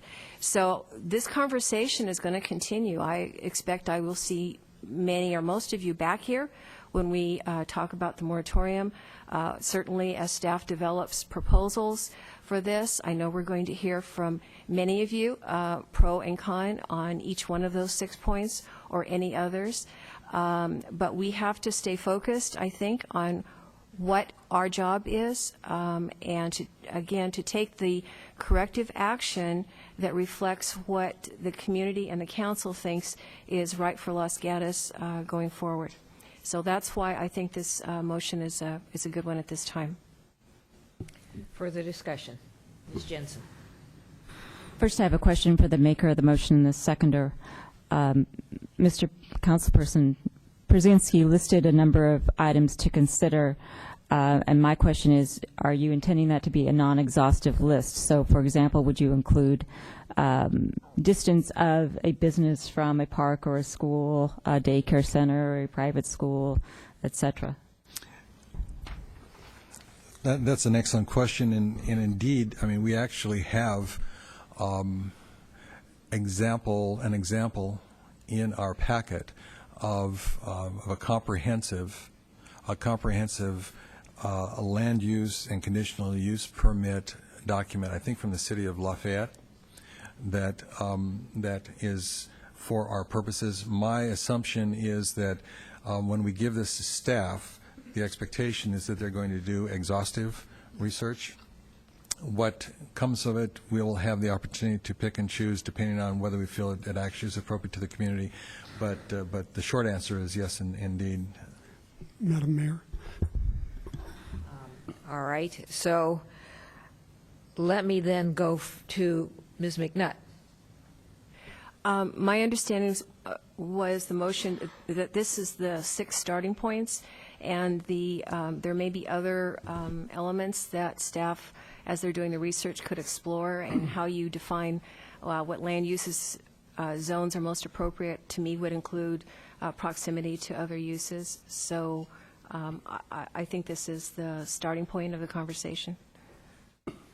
All right, so I hear the maker of the motion and the seconder saying that issues such as distance from other uses will be considered. Ms. Jensen, does that answer your question? Yes, and I have one other clarifying question, which is, I'm assuming that bullet number 2 assumes a public process in any other, assuming there's an adoption of a CUP, that it assumes a public process? I assume that, Mr. Brzezinski? Yeah, I think that's a given with our conditional use permit process, that brings it into the public forum. Had we had this in place prior to the current situation, then that would have been part and parcel of how we evaluated this particular application. Ms. McNutt? Yes. All right, further discussion. Ms. Jensen? I just wanted to make a comment and then make some suggestions regarding findings for a moratorium. Thank you all for coming to speak. We appreciate all of your viewpoints. I hope that those of you who spoke in favor of the Second Amendment realize that we all up here recognize that there is a Second Amendment right to keep and bear arms, that what we do here tonight or in the future doesn't implicate the Second Amendment. In fact, the cases that some of you cited, District of Columbia versus Heller, et cetera, by their very terms indicate that those decisions do not cast doubt on a local community's ability to enact laws that impose conditions or qualifications on the commercial sale of firearms. So this is a land use issue, and even when land use implicates First Amendment rights, our courts have allowed governments to make reasonable restrictions as long as there are reasonable alternative means to exercise those rights. So this is a land use decision. That said, that it's a land use decision, echoing what Mr. Brzezinski said, what should have happened here? There should have been a public process. As a planning commissioner for many, many years, there have been several occasions when our planning staff has decided to bring matters to the Planning Commission for a public hearing, even though they could be approved by the Development Review Committee, even though they met every single regulation and every single specification in the town code. That's been done. I've sat on many hearings where that's been done, and I'm very sorry that it didn't happen in this case. And I think there was indications that it should have happened in this case. So it's a shame that we've come to these two meetings when there could have been a discretionary call to bring it through a public process. That said, here we are. This councilperson has done just a lot of looking at our various regulations and ordinances in the town of Los Gatos, and I really have to conclude that I don't think there's something that can be done retroactively. I think there can be something be done proactively, and that is the interim ordinance, so I'm going to support the motion for that. And in fact, the California law allows us to enact such an ordinance to protect the public safety, health, and welfare, and may prohibit any uses that may be in conflict with a contemplated zoning proposal that is being considered or studied, or the town council intends to consider or study. And certainly the proposals that we have on the board are things that would be in conflict with our current ordinances and general plan. And Madam Mayor, finally, I'd like to suggest for the staff a few findings. Before you go there, Okay. We have a motion on the table, I'm sorry. and we are considering that motion. Yes, sorry. Is this above and beyond that? If I can suggest findings in the course of discussion about the motion, I would do that now. If it's not appropriate to do that, I won't do that now. All right, we have a part of your motion, Mr. Przinski, is the moratorium. Is that correct? Yes, but I think that if it's appropriate, Madam Mayor, if we can call the vote and then include any items by way of recommendations to staff, because that's what I think really we're talking, because I have something else I wanted to say about recommendation to staff as well. All right, so we will not go there yet, Ms. Jensen. We will stay with the motion that we have. Before I see if the vice mayor or the mayor have anything to say, I would like staff to repeat the motion for us. The motion is to approve staff recommendation as presented in the original staff report and reported and repeated and reprinted in the addenda for today, with the addition of a seventh item to bring back as soon as possible council consideration of a moratoria during the consideration of these study items. Staff is assuming in the maker's motion that it was an urgency moratoria. You'd like us to consider not the regular process moratoria. That's correct. Okay. Ms. McNutt? Absolutely. Yes. And in your representation of their motion or presentation of the motion, one of the things that came up is a distance from other uses, and I'd like that stated expressly, even though it might be included in one of those line items. And it was stated expressly in the first staff report, but it wasn't listed separately because it would have been included in items 1 or 2. Listing it expressly is certainly appropriate and reflects what was in the original staff report as well. All right, further discussion. Mr. Vice Mayor. I'd like to echo some of Council Member Jensen's comments. Thank you all for coming and participating in the public process. As we all stood here tonight and we said the Pledge of Allegiance, I think that's what this is all about. There's probably not one of us in here who wouldn't help our fellow man in a crisis, despite our divisive views on some issues here that we've expressed. But that's what America is all about. I agree that it's always easier to put the public process first. I'm hoping in the future that our staff will inform us a little sooner about these important issues coming forward. As I look through the documentation, it took the town manager's office 74 days to tell this town council about a pending firearms and sporting goods retailer. after the chief of police mentioned that there would be a gun shop in town because one of his employees was looking into that. So I'm just looking forward to the future and hoping that as we move forward as a community, united as a community, we can work together and establish some legislation. Thank you. All right, and I will also be supporting the motion. I've said it earlier today. I said it last time, a week ago. I want to commend the public. I want to commend you for your input. I want to commend you for your professionalism. And as the person who is overseeing these meetings, I truly appreciate you. I appreciate the input you've given us, not only the probably about 100 speakers over the last 2 meetings, but the many, many hundreds of emails that we have received. I really, I like the engagement that you have demonstrated. You've also demonstrated that there were a lot of issues involved. As Ms. McNutt pointed out, some of these might not be town issues, some of these might not be local issues, but you brought a lot to our plate and gave us a lot to consider, and I thank you for that.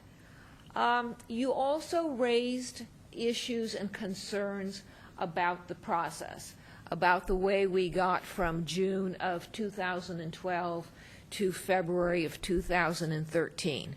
And I think there are issues to be examined there. And I looked at those, quite frankly, very carefully. But I was not able to find anything that happened that was wrong under our policies, our rules, or our laws. And so therefore, I came here as I listened to my colleagues, looking at what can we do going forward. And this motion for me encompasses what we can do going forward. So again, thank you. Does anyone else have anything to add? Mr. Brzezinski. Yes, I think while we're giving the accolades to the public, I think it's important to keep something in mind that we live in a time that's very contentious, and it's really difficult for people of differing points of view to sit in the same room and to be, in some ways, engaged civilly with each other. How many examples do we have of this nationwide, and wherein people really kind of demonize those with other points of view and then do not allow them basically to have their say. And the First Amendment is the First Amendment, and it says we're gonna listen to each other. And I think this has been a very difficult period of time for Los Gatos. I have not been able to go anywhere in town without having someone talk to this issue from one side or the other. Okay, and you know, it's also kind of exciting that we've seen people in this room these last 2 sessions, some of whom we've never seen before. Some of you are veterans of council politics. Some of you are new to the game. And I guess my request is this, that we stay in the game, that we continue to observe what goes on, that we not absent ourselves because now there's not a hot button issue. But our democracy in this town really requires all points of view to be expressed. And you know, the fact that we were able to sit together for these two Monday nights with differing points of view and with people who are not just members of Los Gatos community, but members who are observant of our community and have an interest in a particular perspective, can come together, can share those thoughts, and can leave not necessarily satisfied with the outcome, but satisfied with the fact that we were able to dialogue. And I think that's the value of what we've done these last two Monday nights. So you know, I think that once we've taken the vote, if we have a couple more comments, I do want to make a couple more recommendations to staff. And I also want to commend the mayor for being in charge, because I've been in a lot of regional bodies up and down the state, and I tell you, a lot of it has to go with the person who sits in the center seat and how he or she actually takes care of making sure that the process works. And accolades to Mayor Spector for this. Thank you.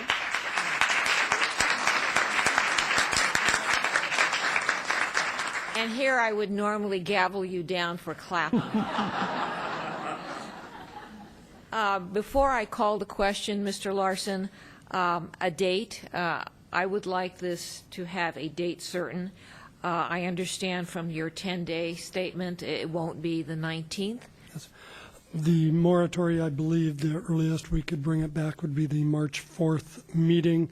And at your meeting next week for the mid-year budget review, we'll be discussing the scheduling of the rest of the staff work reflected in this report. And just for clarification, in response to Councilmember Jensen's, there may be some latitude in the state code for bringing it back with either little or less notice. If the council were to so desire that we were able to support bringing back an urgency moratorium sooner, we would certainly try and do that. But that means then it would just show up on an agenda on Friday and then be considered by the council on Monday. If that wouldn't allow for, it would be the normal notice that council gets on other matters, not on usually public hearing matters. But we'd be happy to research that and bring it back as soon as possible, if at all available to us. I appreciate what you're saying, but I didn't understand it. Okay, so are we getting this on March 4th or not? We can bring it back by March 4th. If there's any way we can bring it back sooner, we'll certainly make every attempt to do so. To bring it back at next Monday's meeting, if it's allowed under the noticing that Councilwoman Jensen and the attorney talked about, would require a Friday notice only for a Monday action on a moratorium. All right, just give you up. It's Tuesday. Tuesday, excuse me. All right, so you're saying that you might be able to bring it back Tuesday? There's a chance we If may be not- able to bring it back Tuesday, otherwise March 4th. All right, March 4th.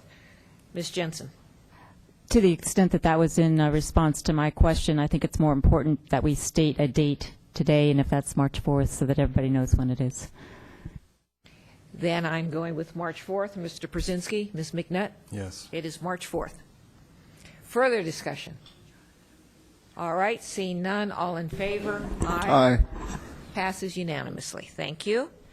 And I know before we leave this discussion, Mr. Brzezinski? And I think Councilwoman Jensen wanted also to make a recommendation, but I'll make mine first. It's a question of an operating agreement that was discussed at the beginning of this meeting. If I can make a recommendation, and if we get nods all around, this is not a motion, but a recommendation to explore that with the Templar Sports representatives and work through that so that we can have a greater internal control on what is going to occur. That would be my recommendation. All right, we have a recommendation that the staff explore an operating agreement discussion. All right, well then I'll pop in here. I am not a fan of operating agreements because I like things reviewed by the Planning Commission and the Council, and my experience has been operating agreements are evaluated at a staff level. So for me, that doesn't mean you can't consider it, but I'm just not a big fan of it, and I wouldn't want it to slow down the March 4th. Further discussion. Ms. Jensen? I agree with the mayor. I've raised issues about operating agreements before, and not to suggest that this is the case, but I can see that that may present a particular problem given that the operating agreement is with our police department. Further discussion? Mr. Vice Mayor? I will echo those comments made by Councilwoman Jensen. All right. So Madam Mayor, if I could just clarify. Mr. Brzezinski. I mean, I would be very open to the possibility of an operating agreement evaluated and then reviewed by council if that would be possible. I don't disagree with the concerns about creating an operating agreement, but I would like to have an opportunity to get inside the room and to, kind of draw a conclusion. And I am not averse to the staff making, that the entree and having the dialogue. And I would very definitely like to see what kind of parameters could be put in place with the dialogue. But I want to recognize the fact that this is going to be something that we do not have in front of us, and if there's no desire for our council majority to have that kind of internal discussion with the applicant or with the owner to come to some conclusions that are acceptable to us and to them about how they work on a day-to-day basis and what happens inside the doors, then I'll withdraw the recommendation. But I do think that it has some merit for us to be able to have that discussion with the applicant. Further discussion, Ms. McNutt. Thank you, Mayor. Yeah, I just want to clarify that the operating agreement that Mr. Brzezinski is talking about is a voluntary operating agreement. So it's not the same as the operating agreements that we are requiring, or we have required on a couple of occasions as an adjunct to a conditional use permit. What I heard from public testimony was a lot of concern about things I know absolutely nothing about, and how much gunpowder is stored on site, and how much manufacturing is done, and so on. And we have apparently no power at this time to tell this business what to do on that. It's all regulated by someone else. But if they are willing to come in and have that discussion and set some limits and some clarifications to reassure the community as to what they're actually doing, then I think that we should explore that. So again, I don't see this as the same operating agreement that we've used in the past, and it strictly would be voluntary. And they might say no, but at least we've given it a try to put some containment. Further discussion? Mr. Vice Mayor. Thank you, Mayor Spector. I think, staff's recommendations up to this point have been sticking with the federal and state laws for oversight and what is in the jurisdiction of their licenses. I think as we move forward, we need to look at the example given to us about Lafayette and some of those rules and regulations. I think it's better for future potential firearms resellers that we all operate under the same laws, federal, state, and local, and for us to be receiving requests from Templar Sports and saying we will operate by these guidelines, and later on down the road no one remembers what those guidelines are. I think that's not the best approach moving forward. I think in all fairness we need to adopt universal rules moving forward. And if I might add a couple things that I'd like staff to look into. We had an issue with an employee when someone made a request for information to be added to a license, and I know we've discussed this, but I'd like it to be when we move forward with future requests for language that council gets to, how can I say it? We have, of course, a public hearing on that before that language is added to any license. I think it's important. I think that was the one piece of information that was really critical. Nobody understood how or why that arrived the way it did, and it caused a lot of concern that an applicant could just walk in, request valid for firearm sales, and have that added to their license so readily prior to council even knowing about it. So it's kind of a de facto approval by a staff level employee to sell guns in Los Gatos, and there would be nothing preventing, again, 6 more applicants by the end of the week marching in at this moment and asking for that language be added to their license. So I think moving forward we have to really consider what that means. It exists for a reason in federal law and state law, and I want that to be part of the discussion moving forward. Who authorizes that and under what circumstances? And I think it should come from a council majority moving forward. I'm going to break this down. The operating agreement issue was raised by Mr. Brzezinski. Ms. McNutt is comfortable with it. We have 3 council people who had challenges. Ms. McNutt, you had something you wanted to add. Yeah, I just wanted to clarify, based on the Vice Mayor's comment, that it will never be universal because you can't retroactively apply a new law to an existing business. So Templar is always going to operate under a different set of operating agreements than what we have going forward. So, I'm not going to argue this endlessly, but again, it seemed like our only opportunity to put some controls and containment around them would be an operating agreement. But if we don't like that in principle, that's fine. But they're just can continue to do what they do, and the new businesses under the new rules will have a different set of playing guidelines. Let me ask a question of staff. If we considered an operating agreement, would this delay the March 4th, or could it be done all at the same time?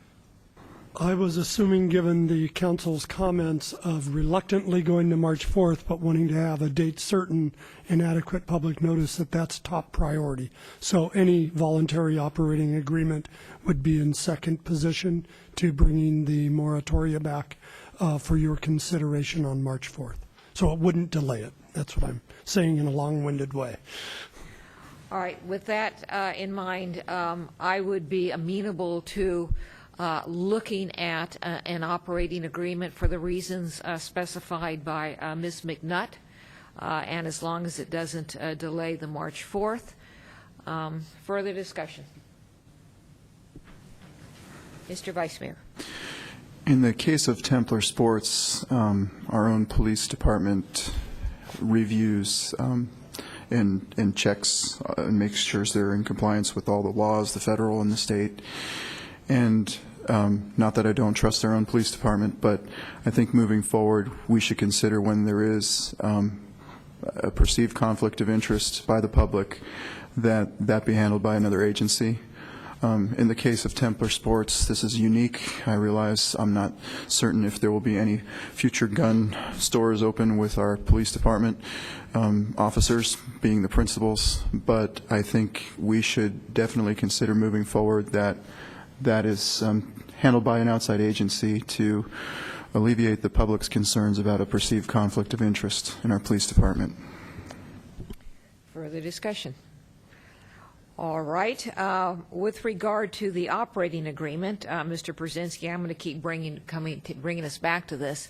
What I understood is, at least what from somebody said, is that this would be an operating agreement that would come back to the council, and this would not be a staff-generated or staff-monitored operating agreement? I was hearing it would be not a staff approved. Anything that comes back would require council approval. So the language you used, I'm not sure what the difference was. Staff-generated, staff-monitored. I'm assuming staff would work with Templar to come up with the terms of the voluntary agreement, would recommend that to council, and council would have the decision-making power whether to adopt or reject that voluntary agreement. Any voluntary agreement would probably have some monitoring requirements. So the generating and monitoring, I'm trying to think, staff seems to have a role in generating the agreement for your consideration, and then based on what you approve in the agreement, monitoring and following up on it. So yeah, and monitoring may be the incorrect term. Maybe council would be the determining factor as to whether or not there was a violation of the operating agreement. Understood. Okay, that gives That's us okay. clear direction. All right. If Well, that's, we're not there yet. Yeah. So we have two people. Mr. Brzezinski, are you still in on the operating agreement? Yes, Madam Mayor, I'm still in. So we have two. Ms. Jensen. My position hasn't changed, and particularly given Mr. Larson's comments just now, the history of this project illustrates that we need to have the public participate in all of it. So if we have a staff-generated operating agreement and a staff monitoring that same operating agreement, I think we run into the same historical problems that have brought so many people here today. So I would not support that. Mr. Vice Mayor. I'd like to echo those comments as well. I feel like we had I guess, go with this particular shop, our response has been there is no law that exists, therefore it's allowed. And I say moving forward, we stick with that with this particular approach. I think if you try to limit what they're doing, if their federal license says that they can sell gunpowder, unfortunately, that's what we allowed them to do. But I don't think we can enforce if they volunteered and said, well, we're not going to sell gunpowder. I'm not sure if that would be something that we can actually do based on our own arguments moving forward. So I'm just not sure about it. Not sure what our limitations are with it. All right, and I'm going to make the assumption that without an operating agreement, the town doesn't have much say in Templar as it stands right now, that any operating agreement would come back before the council. That would be a public forum. That any violation would come back before the council. That would be a public forum. Mr. Larson, am I getting anything incorrect there?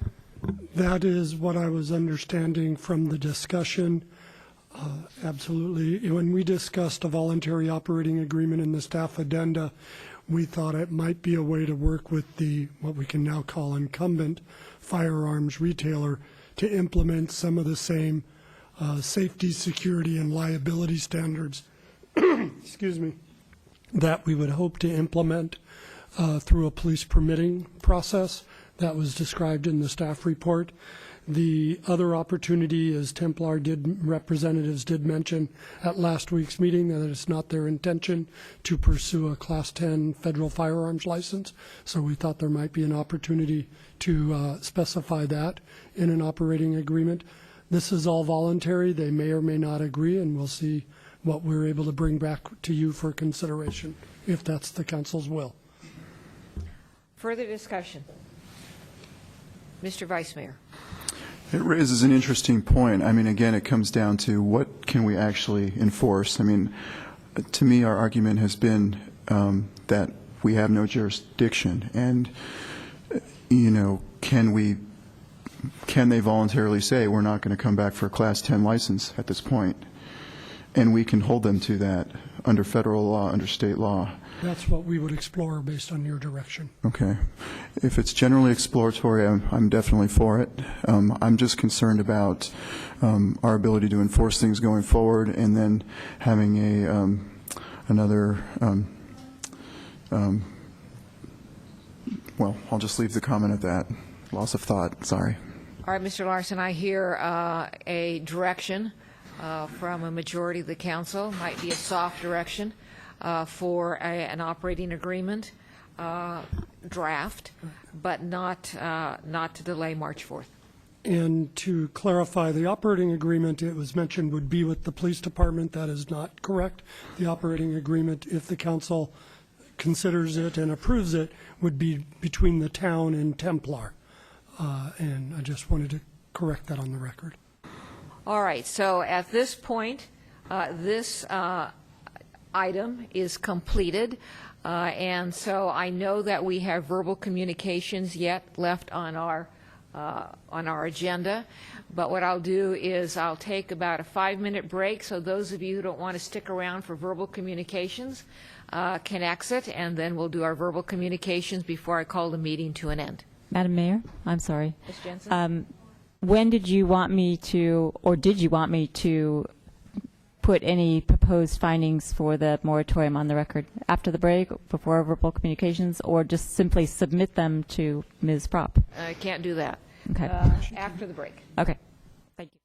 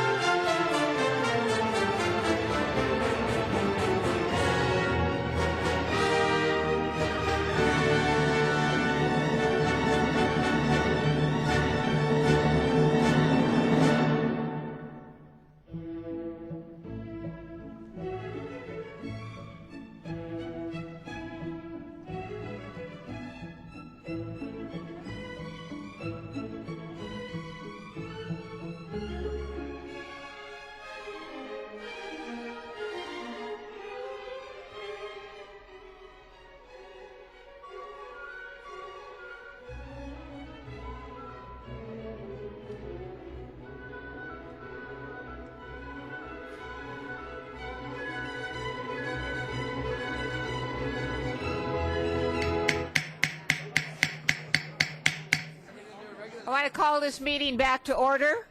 This was a long 5 minutes. All the council members have returned. Staff has returned. If everybody who has remained in the audience would please take a seat.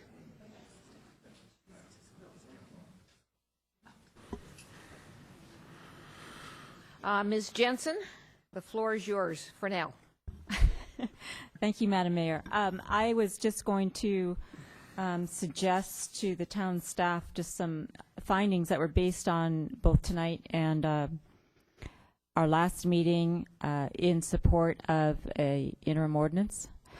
So as I understand what's required for the ordinance, we would need to adopt it for example, that we're contemplating zoning changes, which we obviously are based upon our motion tonight, and that the change that we are contemplating is in conflict with, would be in conflict with our town code, and it seems to me that that is also true, given that we don't have a town code right now.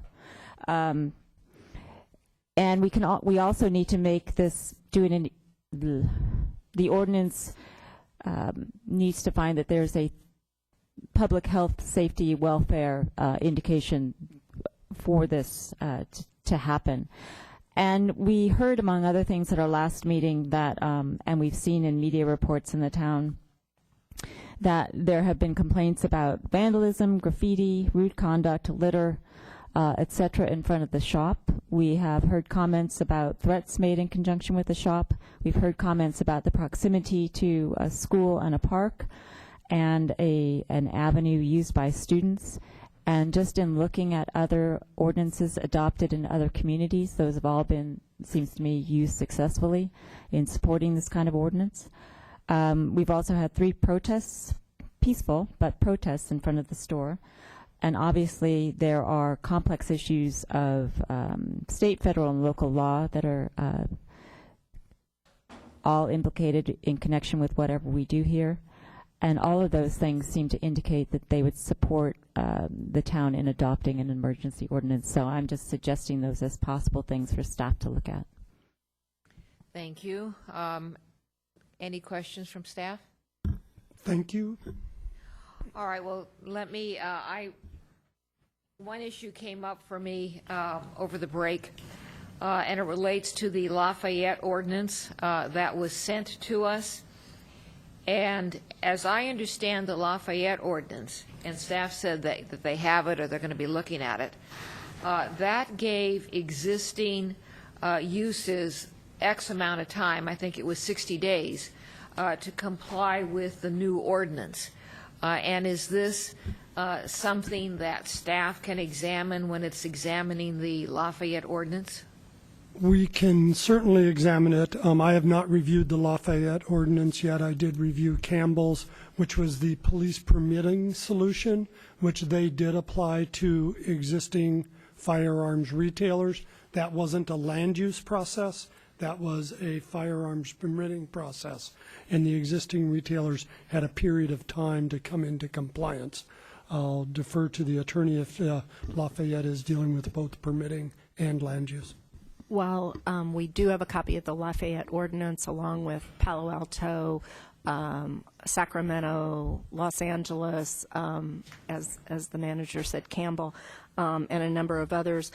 Some of the ordinances contain what is, I believe the mayor is referring to as an amortization for a existing use. The town already has certain codes that staff has looked at that govern amortization in this particular retail use. And so when we bring back our recommendations for any new land use measures, we'll certainly discuss whether or not, given the existing town codes, that the town could adopt any amortization provisions with respect to any new ordinances going forward. Thank you. All right, anything further? Seeing none on this issue, so we'll call this issue to a close and go to verbal communications. This is the opportunity for anyone in the audience who wishes to address us for 3 minutes on anything that was not on our agenda. You can come forward at this point. I note that no one is rushing forward. Accordingly, this meeting is adjourned.